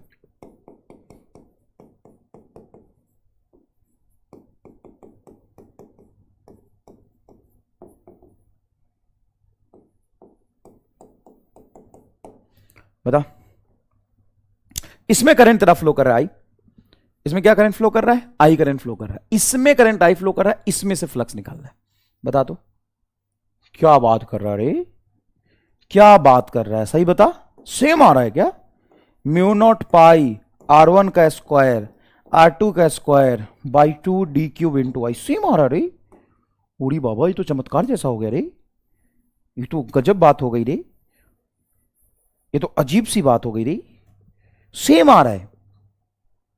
अच्छा एक काम करता हूं, अलग दिखाने के लिए काम करता हूं, क्योंकि कुछ तो अलग दिखाना पड़ेगा। मान ले इस करंट को मैं I1 बोल देता हूं, I2 बोल देता हूं, अब फर्क पड़ेगा क्या? सर क्या ही फर्क पड़ेगा, यहां पे करंट आप 1 लोगे पहले की वजह से दूसरे में, और पहले में दूसरे की वजह से यहां पे करंट I2 लोगे, इसके वजह से इसमें लिख रहे तो करंट I2 आएगा। कि अब फ्लक्स चेंज हुआ? हाँ सर अब फ्लक्स चेंज हुआ।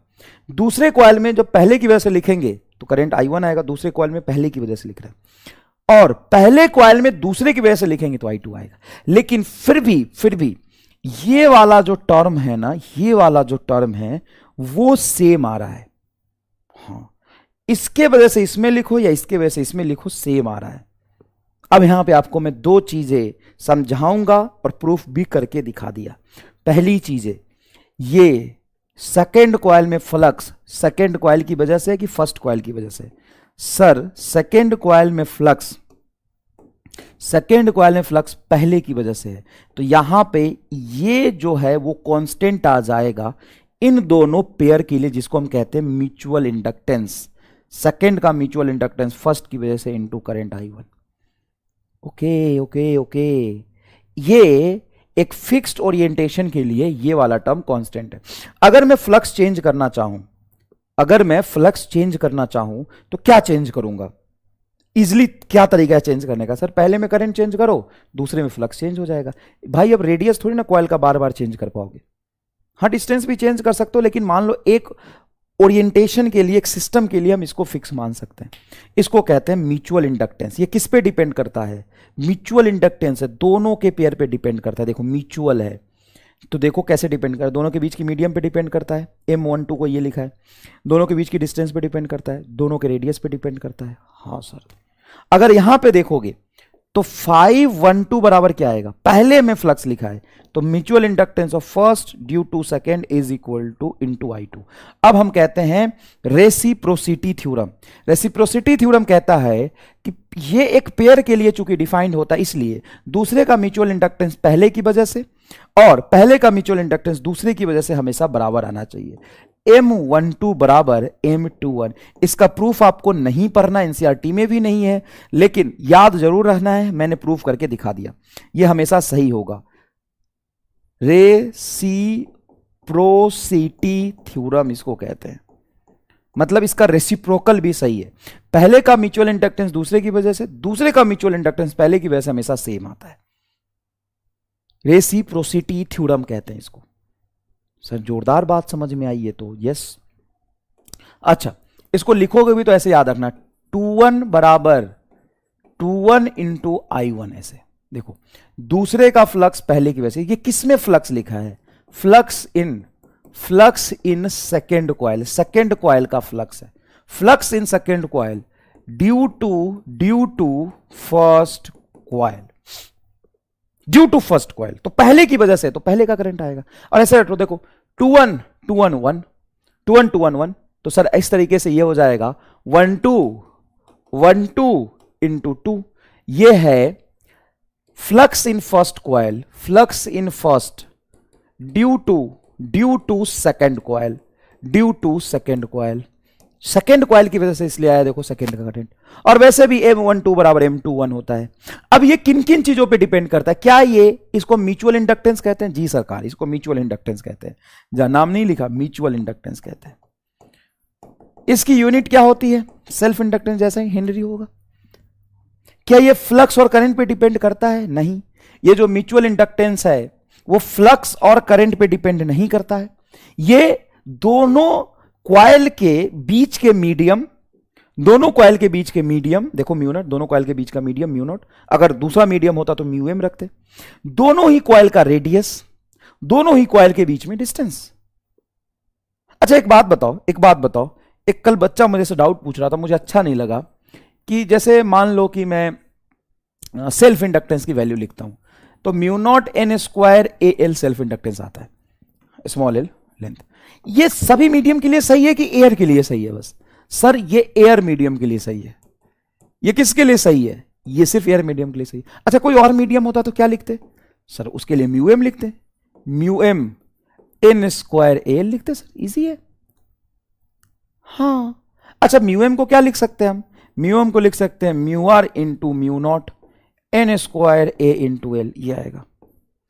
कह रहा सर आपने ये नहीं पढ़ाया है, आपने तो ये बताया है बस, ये तो आपने बताया ही नहीं। देखो सर हमको बिल्कुल कुछ नहीं समझ में आ रहा है, और सॉल्यूशन दिया हुआ है, सॉल्यूशन देख के भी समझ नहीं आ रहा है। यार इतना तो रहम कर भाई। कितने लोगों को ये चीज समझ में आता है भाई? ये तो परमिटिविटी और परमिएबिलिटी में दो बार पढ़ाया है। रिलेटिव परमिएबिलिटी होता है मीडियम की परमिएबिलिटी बटा फ्री स्पेस। हाँ सर ये तो हम जानते हैं, लेकिन ये कैसे आ जाएगा भाई? म्यू एम बराबर क्या हो जाएगा? Mu R into mu naught. चल मान लेता हूं तुम्हें नहीं समझ आया, सवाल पढ़ के नहीं समझ में आया, सॉल्यूशन देख के भी नहीं आ रहा है जूता मारूंगा।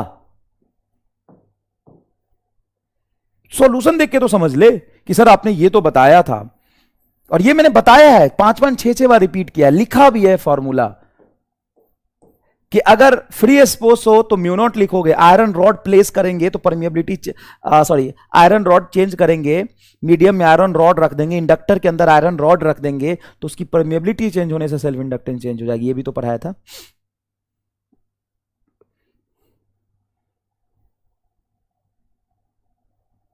ये भी तो पढ़ाया था।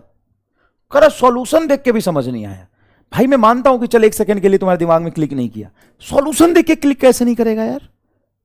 म्यू एम को mu R into mu naught कहते हैं। बकलोल गोली मार दूंगा। एक सवाल करेगा, बढ़िया सवाल। अभी अभी मेरे दिमाग में एक सवाल आया, मास्टर सवाल है, हल्के में मत लेना। मान ले कि एक इंडक्टर है और ये बल्ब है, ऐसे ही चलता फिरते सवाल बना देता हूं मैं एकदम भयंकर। अब सुन, बल्ब चमक रहा होगा, हाँ बल्ब चमकेगा, ये इंडक्टर है, ये बल्ब है, बल्ब चमक रहा होगा। At steady state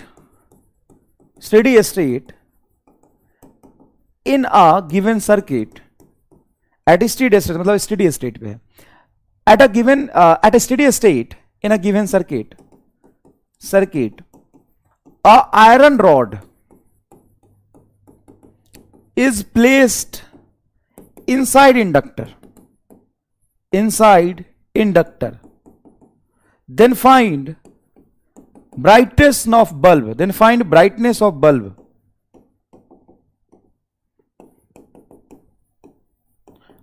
after large time, मतलब after again attain steady state. जैसे मान लो स्टेडी स्टेट में है और बल्ब चमक रहा है, देखो मैंने सवाल बनाया, at steady state in a given circuit steady state पे है, a iron rod is place inside inductor, then find brightness of the bulb after a large time. मतलब तुरंत नहीं बताना, एक रॉड रख के आयरन रॉड अंदर रख दिया और लास्ट थोड़ी देर बाद, मतलब एक अच्छे खासे समय के बाद बल्ब की ब्राइटनेस क्या होगी, then brightness of bulb after a large time. तो लास्ट टाइम के बाद बल्ब की ब्राइटनेस क्या होगी? Option A increase decrease remain same, increase decrease decrease remain same. बढ़िया सवाल, खूबसूरत सवाल। ऑप्शन क्रिएट कर रहा हूं आपके लिए, ध्यान से देखिएगा। मे इंक्रीज डिक्रीज चौथा ऑप्शन कह रहे हैं बच्चे, तो in your demand may increase और डिक्रीज, मे इंक्रीज और डिक्रीज। ठीक है भाई, 4 ऑप्शन, बहुत सुंदर सा पोल क्रिएट कर रहा हूं, ध्यान से देखिएगा, आराम से सोच समझ के जवाब दीजिएगा, प्लीज करिए। आपके सामने सवाल बनाए हैं तो सवाल पढ़ने में और समझने में आपको समय लगेगा नहीं, क्योंकि आपके सामने मैंने सवाल बनाए। आराम से बताइए, मजा आ जाएगा भाई, मजा आ जाएगा, बताइए।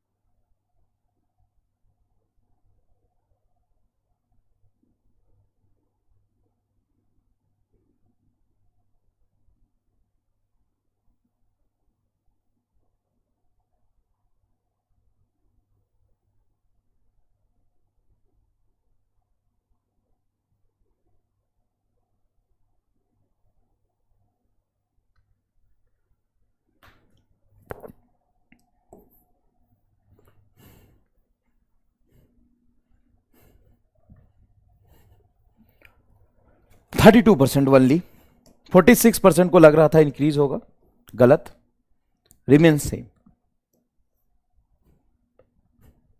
ओनली 32%, 17% 3%।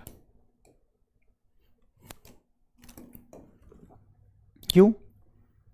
क्योंकि सर आयरन रॉड रखने से रेसिस्टेंस थोड़ी ना बढ़ेगा। आयरन रॉड अगर मैं बीच में रख दूंगा, मान ले मैं आयरन रॉड रख देता हूं, तो इस आयरन रॉड को अगर मैं बाहर रखूं तो स्टेडी स्टेट में सिंपल वायर है, अगर आयरन रॉड रख दूंगा तो भी तो स्टेडी स्टेट पे आयरन रॉड के बाद भी सिंपल वायर जैसा ही बिहेव करेगा। ऑल दो अगर मैं इसके इंडक्टेंस की बात करूं, सेल्फ इंडक्टेंस हो जाएगा म्यू एम, परमिएबिलिटी बढ़ गया एन स्क्वायर ए एल, तो सेल्फ इंडक्टेंस बढ़ जाएगा। लेकिन एट स्टेडी स्टेट, एट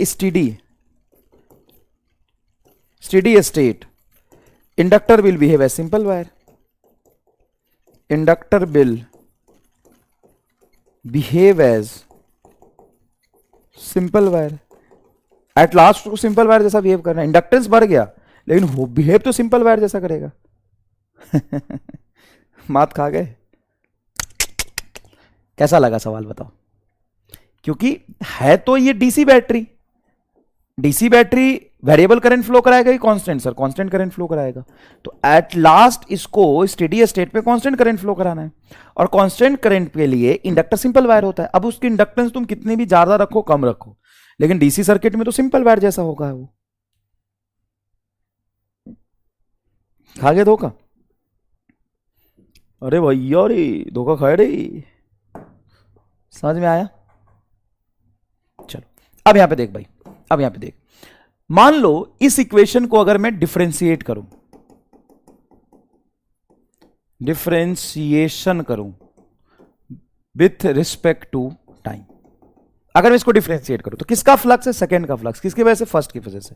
तो rate of change in flux with respect to time in a second coil is equal to, देखो म्यूचुअल इंडक्टेंस तो time पे डिपेंड करता नहीं, तो पेयर के लिए कांस्टेंट है, इनटू di1/dt। बताओ ये क्या होगा? किसमें फ्लक्स चेंज कर रहे हैं सर? सेकंड कॉइल में। तो क्या सेकंड कॉइल का इंड्यूस ईएमएफ आएगा? हाँ, सेकंड कॉइल में इंड्यूस ईएमएफ आएगा बराबर mutual inductance into due to rate of change in current in first coil. Second coil में इंड्यूस ईएमएफ आएगा, कब आएगा सेकंड कॉइल में induce EMF? Mutual inductance time rate of change in a coil of rate of change in a current in first coil. First coil में current change करेंगे, उससे second coil में flux change होगा, और second coil में flux change होने की वजह से सेकंड कॉइल में जो इंड्यूस ईएमएफ आएगा, और वो किन पे डिपेंड करता है? म्यूचुअल इंडक्टेंस पे। तो इसलिए तो कह रहे हैं कि पहले में फ्लक्स करंट चेंज करने से दूसरे में ईएमएफ इंड्यूस हो गया। और सिमिलरली यहां पे अगर मैं इसको डिफरेंशिएट करूं तो d∅12/dt is equal to m12 into di2/dt। मुझे बताओ इसको मैं क्या लिख सकता हूं? इसको क्या लिख सकता हूं सर? इसको लिख सकते हो EMF induce in a first coil is equal to m12 di2/dt। Reciprocity theorem हमेशा याद रखना कि म्यूचुअल इंडक्टेंस पहले में दूसरे की वजह से और दूसरे में पहले की वजह से सेम होता है।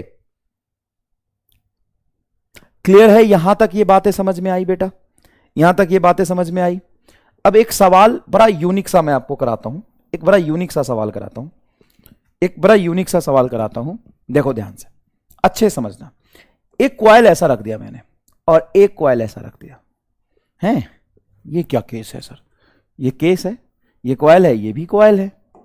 अच्छा हाँ, इस कॉइल में करंट फ्लो कर रहा है, इसका रेडियस है R1, इसका रेडियस है R2। इसका म्यूचुअल इंडक्टेंस बताओ क्या होगा? इन दोनों सेंटर के बीच में डिस्टेंस D है। म्यूचुअल इंडक्टेंस, इसका म्यूचुअल इंडक्टेंस क्या होगा? इसका म्यूचुअल इंडक्टेंस होगा 0, क्योंकि म्यूचुअल इंडक्टेंस इसके ओरिएंटेशन पे भी तो डिपेंड करता है। अब भाई ऐसा कॉइल तुमने रख दिया और ये कॉइल ऐसा रख दिया, भाई इसका फ्लक्स ही कभी लिंक नहीं हो पाएगा इससे। तो इसमें करंट चेंज करके आप इससे फ्लक्स ही नहीं पास करा सकते हो, फ्लक्स ही नहीं चेंज कर सकते हो, तो कोई फर्क ही नहीं पड़ता है, कोई फर्क ही नहीं पड़ता है। इस केस में म्यूचुअल इंडक्टेंस क्या हो जाएगा? 0। अगर मैं इसी सवाल में एक और काम करता हूं बेटा, एक और काम करता हूं, पूरा फिर से मैं रिफ्रेम करता हूं सवाल को, और इस कॉइल का टोटल नंबर ऑफ टर्न्स बता देता हूं N1। एक टर्न नहीं है, N1 टर्न है। और इस कॉइल में टोटल नंबर ऑफ टर्न कर देता हूं N2। क्या फर्क पड़ेगा? तो सर पहले मैग्नेटिक फील्ड हम एक कॉइल की वजह से देख रहे थे, अब टोटल N1 कॉइल है तो N1 मल्टीप्लाई हो जाएगा, यहां पे N1 मल्टीप्लाई हो जाएगा। तो जब हम फ्लक्स देखेंगे तो टोटल एरिया मैंने A2 का लिया, इसमें N2 टर्न्स है तो N2 से यहां पे मल्टीप्लाई करेंगे, तो टोटल टर्म यहां पे आपको N1 इंटू N2 दिखाई देगा। हाँ, तो इसमें भी सर आ जाएगा, इसमें भी सर आ जाएगा N1 into N2 into I1। हाँ बिल्कुल सही है। यहां पे भी हो जाएगा N1 इंटू N2। हाँ यहां पे भी हो जाएगा। तो भाई क्या ही फर्क पड़ा? यहां पे N1 इंटू लिखने से कोई फर्क पड़ा क्या? नहीं। इस फ्लक्स में भी N1 इंटू मल्टीप्लाई हो जाएगा। एक कॉइल का मैग्नेटिक फील्ड लिखा था, N1 कॉइल का N1 से मल्टीप्लाई कर देंगे। एक लूप से फ्लक्स लिखा था, N2 लूप से N2 से मल्टीप्लाई करेंगे, यहां पे N1 N2 मल्टीप्लाई होगा, यहां पे भी N1 N2 मल्टीप्लाई होगा। इसको लिखने का एक पर्पस ये है कि कल को तुम्हें अगर मैं ये समझाऊं कि म्यूचुअल इंडक्टेंस किन किन बातों पर डिपेंड करता है, तो तुमको पूरे अच्छे से फील आ जाए कि इस तरह के पेयर में म्यूचुअल इंडक्टेंस किस किस चीजों पर डिपेंड करेगा। तो सेपरेशन बिटवीन देम, हाँ डिपेंड करता है। रिलेटिव ओरिएंटेशन, अगर ऐसे रख दोगे तो फ्लक्स ही नहीं पास कर पाएगा, तो म्यूचुअल इंडक्टेंस की बात नहीं होगी। ज्योमेट्री ऑफ द कॉइल, हाँ। मीडियम बिटवीन देम, हाँ। पांचवा, number of turns of the coil, number of turns of coil, coil के नंबर ऑफ टर्न्स पे भी डिपेंड करता है। देखो म्यूचुअल इंडक्टेंस क्या है, म्यूचुअल इंडक्टेंस है तुम्हारा mu not pi R1 square R2 square N1 into N2 बटा 2d3। सर गजब रट्टा मार आदमी हो आप भाई, हम तो समझ ही रहे हैं तब तक आपने रट के आ गया। देखो तो सही रटा है क्या, देख तो, गजब रट्टाबाज आदमी हो सर आप, ऐसे कौन भयंकर तरीके से रटा। देख mu not pi N1 into R1 R2 square, देखो mu not pi N1 into R1 and R2 का होल स्क्वायर बाई 2d3। देखो देखो म्यू नॉट पाई R1 का स्क्वायर R2 का स्क्वायर इंटू 2। अरे भाई बायो यो, I am not lesser bio than you भाई। यहां पे समझ, क्योंकि भाई मुझे पता है ना किन किन चीजों पे डिपेंड करता है। सेपरेशन बिटवीन देम, दोनों के सेपरेशन डी पे देखो डिपेंड कर रहा है। रिलेटिव ओरिएंटेशन पे डिपेंड करता है, अभी समझा दिया। ज्योमेट्री ऑफ द कॉइल मतलब दोनों के रेडियस पे डिपेंड करता है। मीडियम क्या है उस पर डिपेंड करता है, और नंबर ऑफ टर्न्स पे डिपेंड करता है। बताओ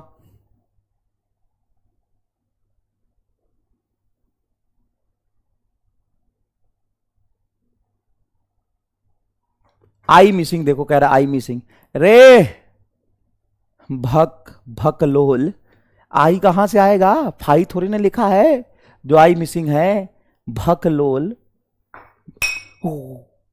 कब फूट गया, भारी नुकसान करा दिया तुमने मेरा।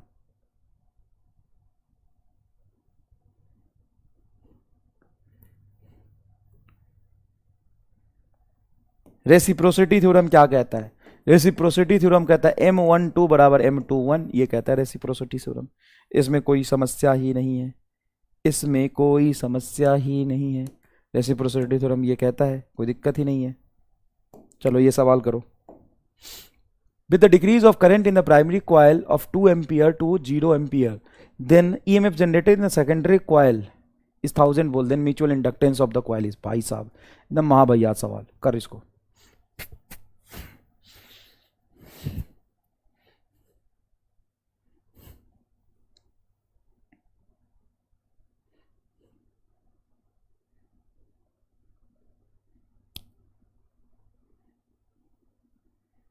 सवाल कर,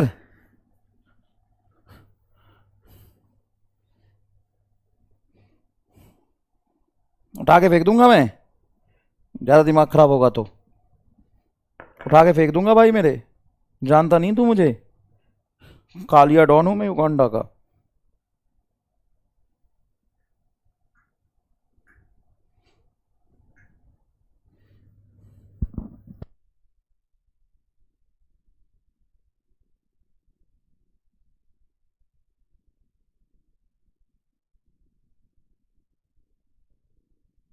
हाँ भाई देखो क्या आएगा। With the decrease of current in the primary coil, primary coil में करंट डिक्रीज हो रहा है 2 एम्पियर से 0 एम्पियर इतना सेकंड में, then EMF generated in the secondary coil is इतना। तो सेकेंडरी कॉइल का EMF बराबर होता है म्यूचुअल इंडक्टेंस इंटू di1/dt, मतलब di1 पहले में कितना करंट चेंज होगा उसके वजह से दूसरे में इंड्यूस में हुआ है। 1000 वोल्ट बराबर म्यूचुअल इंडक्टेंस 2 से 0 बटा टाइम। टाइम क्या कहता है, टाइम क्या होता है 0.01 सेकेंड टाइम में। तो 1000 बराबर M2, मैग्नीट्यूड ले ले, बात खत्म। ये 0.01 मतलब नीचे आएगा 10 का पावर -2, 0.01 10 का पावर -2, इस तरह ले जाओगे 10 का पावर -2 और 1000 मल्टीप्लाई होगा 10 बचेगा। 10 बराबर M इंटू 2, M बराबर 5 आ रहा, M बराबर 5 है क्या, नहीं, थर्ड आंसर। क्लियर है क्या भाई मेरे, ओ भाई साहब समझ रहा है। चलिए ये करके दिखा। 2 coaxial coil are very close to each other, भाई समझना अच्छे से। 2 coaxial coil are very close to each other and there mutual inductance is 5 milli henry. If current 50 sine omega t होगा, ये गलत लिखा है omega t. 50 sine omega t is passed in one of the coil, then peak value of induce EMF in the secondary coil. देख, induce EMF in the secondary coil मतलब E2 बराबर होता है mutual inductance into rate of change in a current in first coil. 2 में पहले की वजह से आएगा, पहले में दूसरे की वजह से आएगा इनटू म्यूचुअल इंडक्टेंस। तो भाई ये तो बहुत आसान है। हमसे ये में पूछा है म्यूचुअल इंडक्टेंस की वैल्यू दी है 5 मिली हेनरी, मतलब 5 इंटू 10⁻³ मल्टीप्लाई ये रहा करंट। करंट में 50 तो बाहर निकल जाएगा एंड साइन 500 टी। एक मिनट, ये 500 इंटू टी है बेटा, बस एफ नहीं है टी है, ये करंट है। करंट का इक्वेशन एक बार मैं बाहर लिख दूं तो ये है 50 साइन 500 टी, ये है करंट। तो भाई जब यहां पे करंट को रखोगे 50 कांस्टेंट बाहर आ जाएगा, डी साइन 500 टी का डिफरेंशिएशन करोगे टी के रिस्पेक्ट में तो 50 इंटू 5 हो जाएगा। देखो 5 इंटू 5 25 और ये 0 इससे काटोगे तो 10⁻², ठीक है। साइन 500 टी का डिफरेंशिएशन होगा कॉस 500 टी इंटू 500 टी का डिफरेंशिएशन 500। पीक वैल्यू पूछा है तो इसका वैल्यू 1 ले लो, मैक्सिमम वैल्यू इसका क्या होगा 1। तो ये आ गया तुम्हारा 25 इंटू 10⁻² मल्टीप्लाई 500। 500 का डबल 0 इससे कट जाएगा, 25 25 125 वोल्ट आंसर आ रहा। 125 वोल्ट चौथा आंसर आ रहा। क्या आपका भी यही आया है? देखो साइन टी का डिफरेंशिएशन कॉस टी होता है, लेकिन साइन 500 टी है तो साइन 500 टी का होगा कॉस 500 टी, और cos 500 टी की मैक्सिमम वैल्यू 1 इंटू 500 टी का डिफरेंशिएशन 500 एक्स्ट्रा आ जाएगा। ये डिफरेंशिएशन आपने किया होगा, नहीं किया होगा तो रट तो लिया ही होगा, एटलीस्ट रटा तो होगा ही मेरे भाई, रटा तो होगा। डी इज करेक्ट भाई साहब। देख रहे हो माही, अरे आग लगा दी।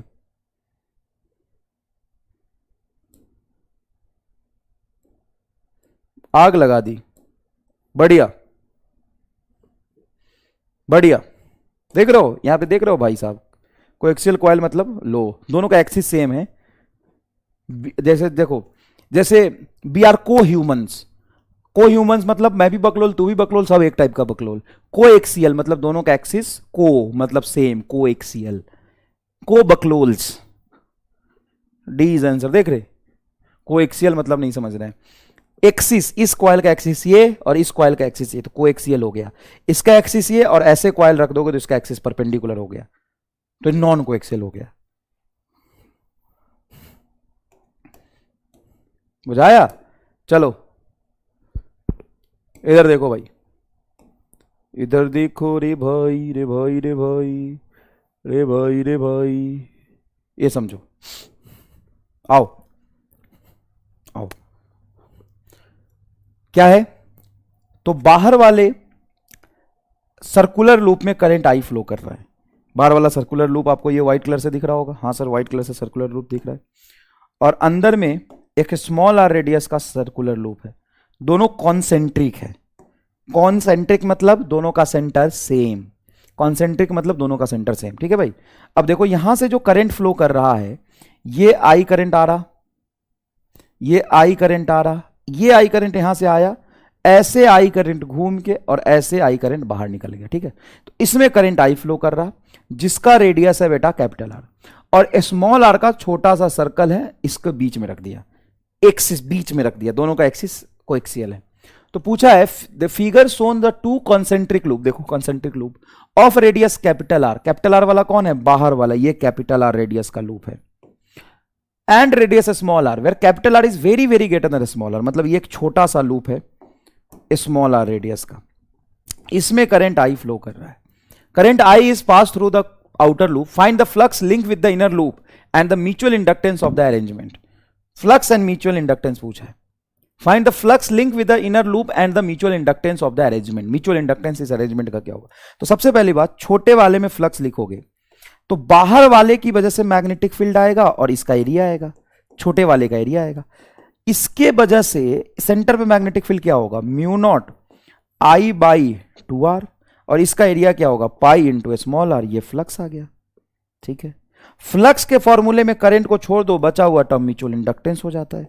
तो म्यूचुअल इंडक्टेंस हो जाएगा तुम्हारा mu not pi small are by 2r। यही तो है म्यूचुअल इंडक्टेंस भाई मेरे। फाई बराबर एम आई तो है, तो आई को छोड़ दो, सारा एम होगा। Mu not pi R square mu not pi R square, area होगा pi R square, mu not pi R square by 2r, mu not pi R square, mu not pi R square by 2r, mu naught small R का square, mu naught by 2r, mu naught कहाँ जय बे, हमरा से बच के कहाँ जय बे, जहाँ जय बे हमरा के पई बे, mu not pi R square by 2r। देखा आंसर आयल, तुमको समझ में आया? और एक और जबरदस्त बात बताऊं, एक और जबरदस्त बात बताऊं, सुनोगे? नीट 2022 में सेम सवाल ऐसा पूछा था इसी अरेंजमेंट का, और बोला था म्यूचुअल इंडक्टेंस किसके प्रोपोर्शनल होगा, small are by capital R, या small are by capital R का होल स्क्वायर, या म्यूचुअल इंडक्टेंस स्मॉल आर का whole square by capital R, mutual inductance small are by capital R का whole square. Same NEET 2022 में PYQ में आपको दिख जाएगा। इन चारों में से कौन सा सही है? ये सही है, बाकी 3 गलत है। जा जी ले जिंदगी, क्या याद रखेगा?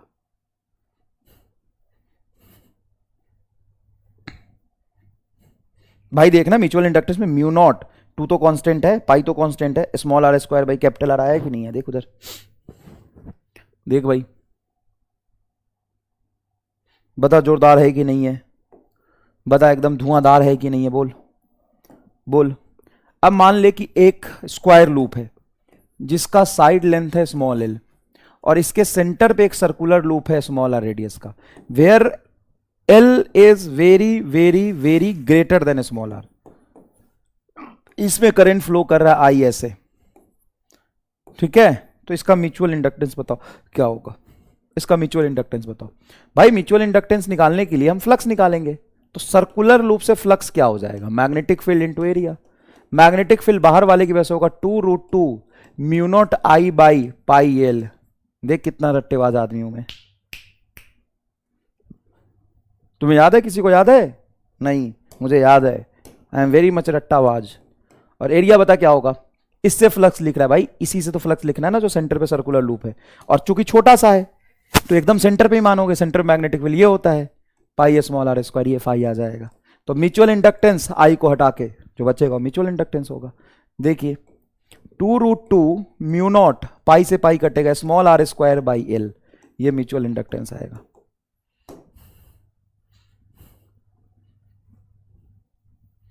यही आएगा, देख ले।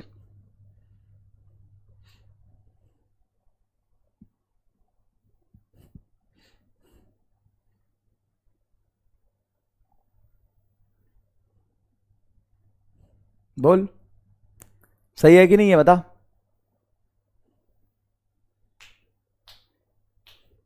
ठीक है, तो एक दो होमवर्क दे देता हूं, बाकी चीजें अगले नेक्स्ट क्लास में पढ़ेंगे। देख ये कर ले, तो बहुत आसान है सर। बता दो इसका म्यूचुअल इंडक्टेंस, बता। पोल की रेट कर रहा हूं, देख के बता, देख के बता, देख के बता। म्यूचुअल इंडक्टेंस पोल की रेट कर रहा हूं भाई, बहुत आसान है। कैसे? एक स्क्वायर लूप दिया है और अंदर में एक छोटा सा स्क्वायर लूप रख दिया है, तो 2√2 म्यू ना, अरे यार देख के पता चल रहा है, मतलब शर्म आ गया सवाल देख के, मुझे शर्म आ गया। देख ये स्मॉल एल है सेंटर पे, शर्म आ गया सवाल देख के एकदम। मैं शर्मा रहा हूं, मत शर्माओ ना, शर्म आ रहा है, क्या करूं? करके दिखा दो।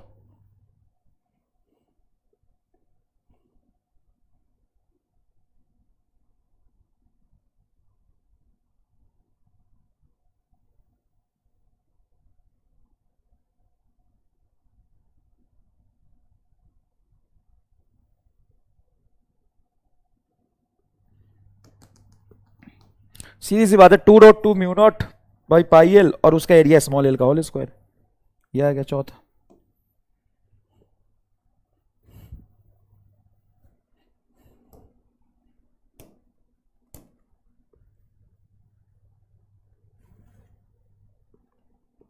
%31 लोगों ने सही दिया है, तो किसको सही कह रहे हैं? अरे बकलोल, फाई क्यों नहीं होगा? चलिए बता पहले। अब कह रहा है मिस्टेक से बी हो गया, मिस्टेक से सी हो गया।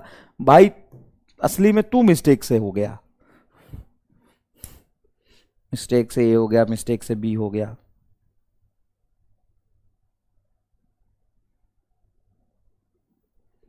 भाग यार। भाई ये साइड लेंथ तुम्हें कैपिटल एल दिया हुआ है,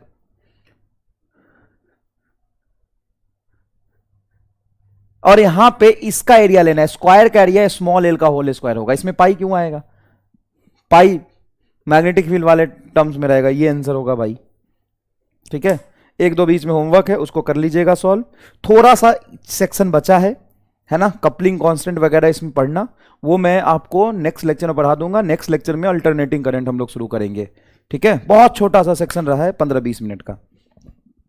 निकल,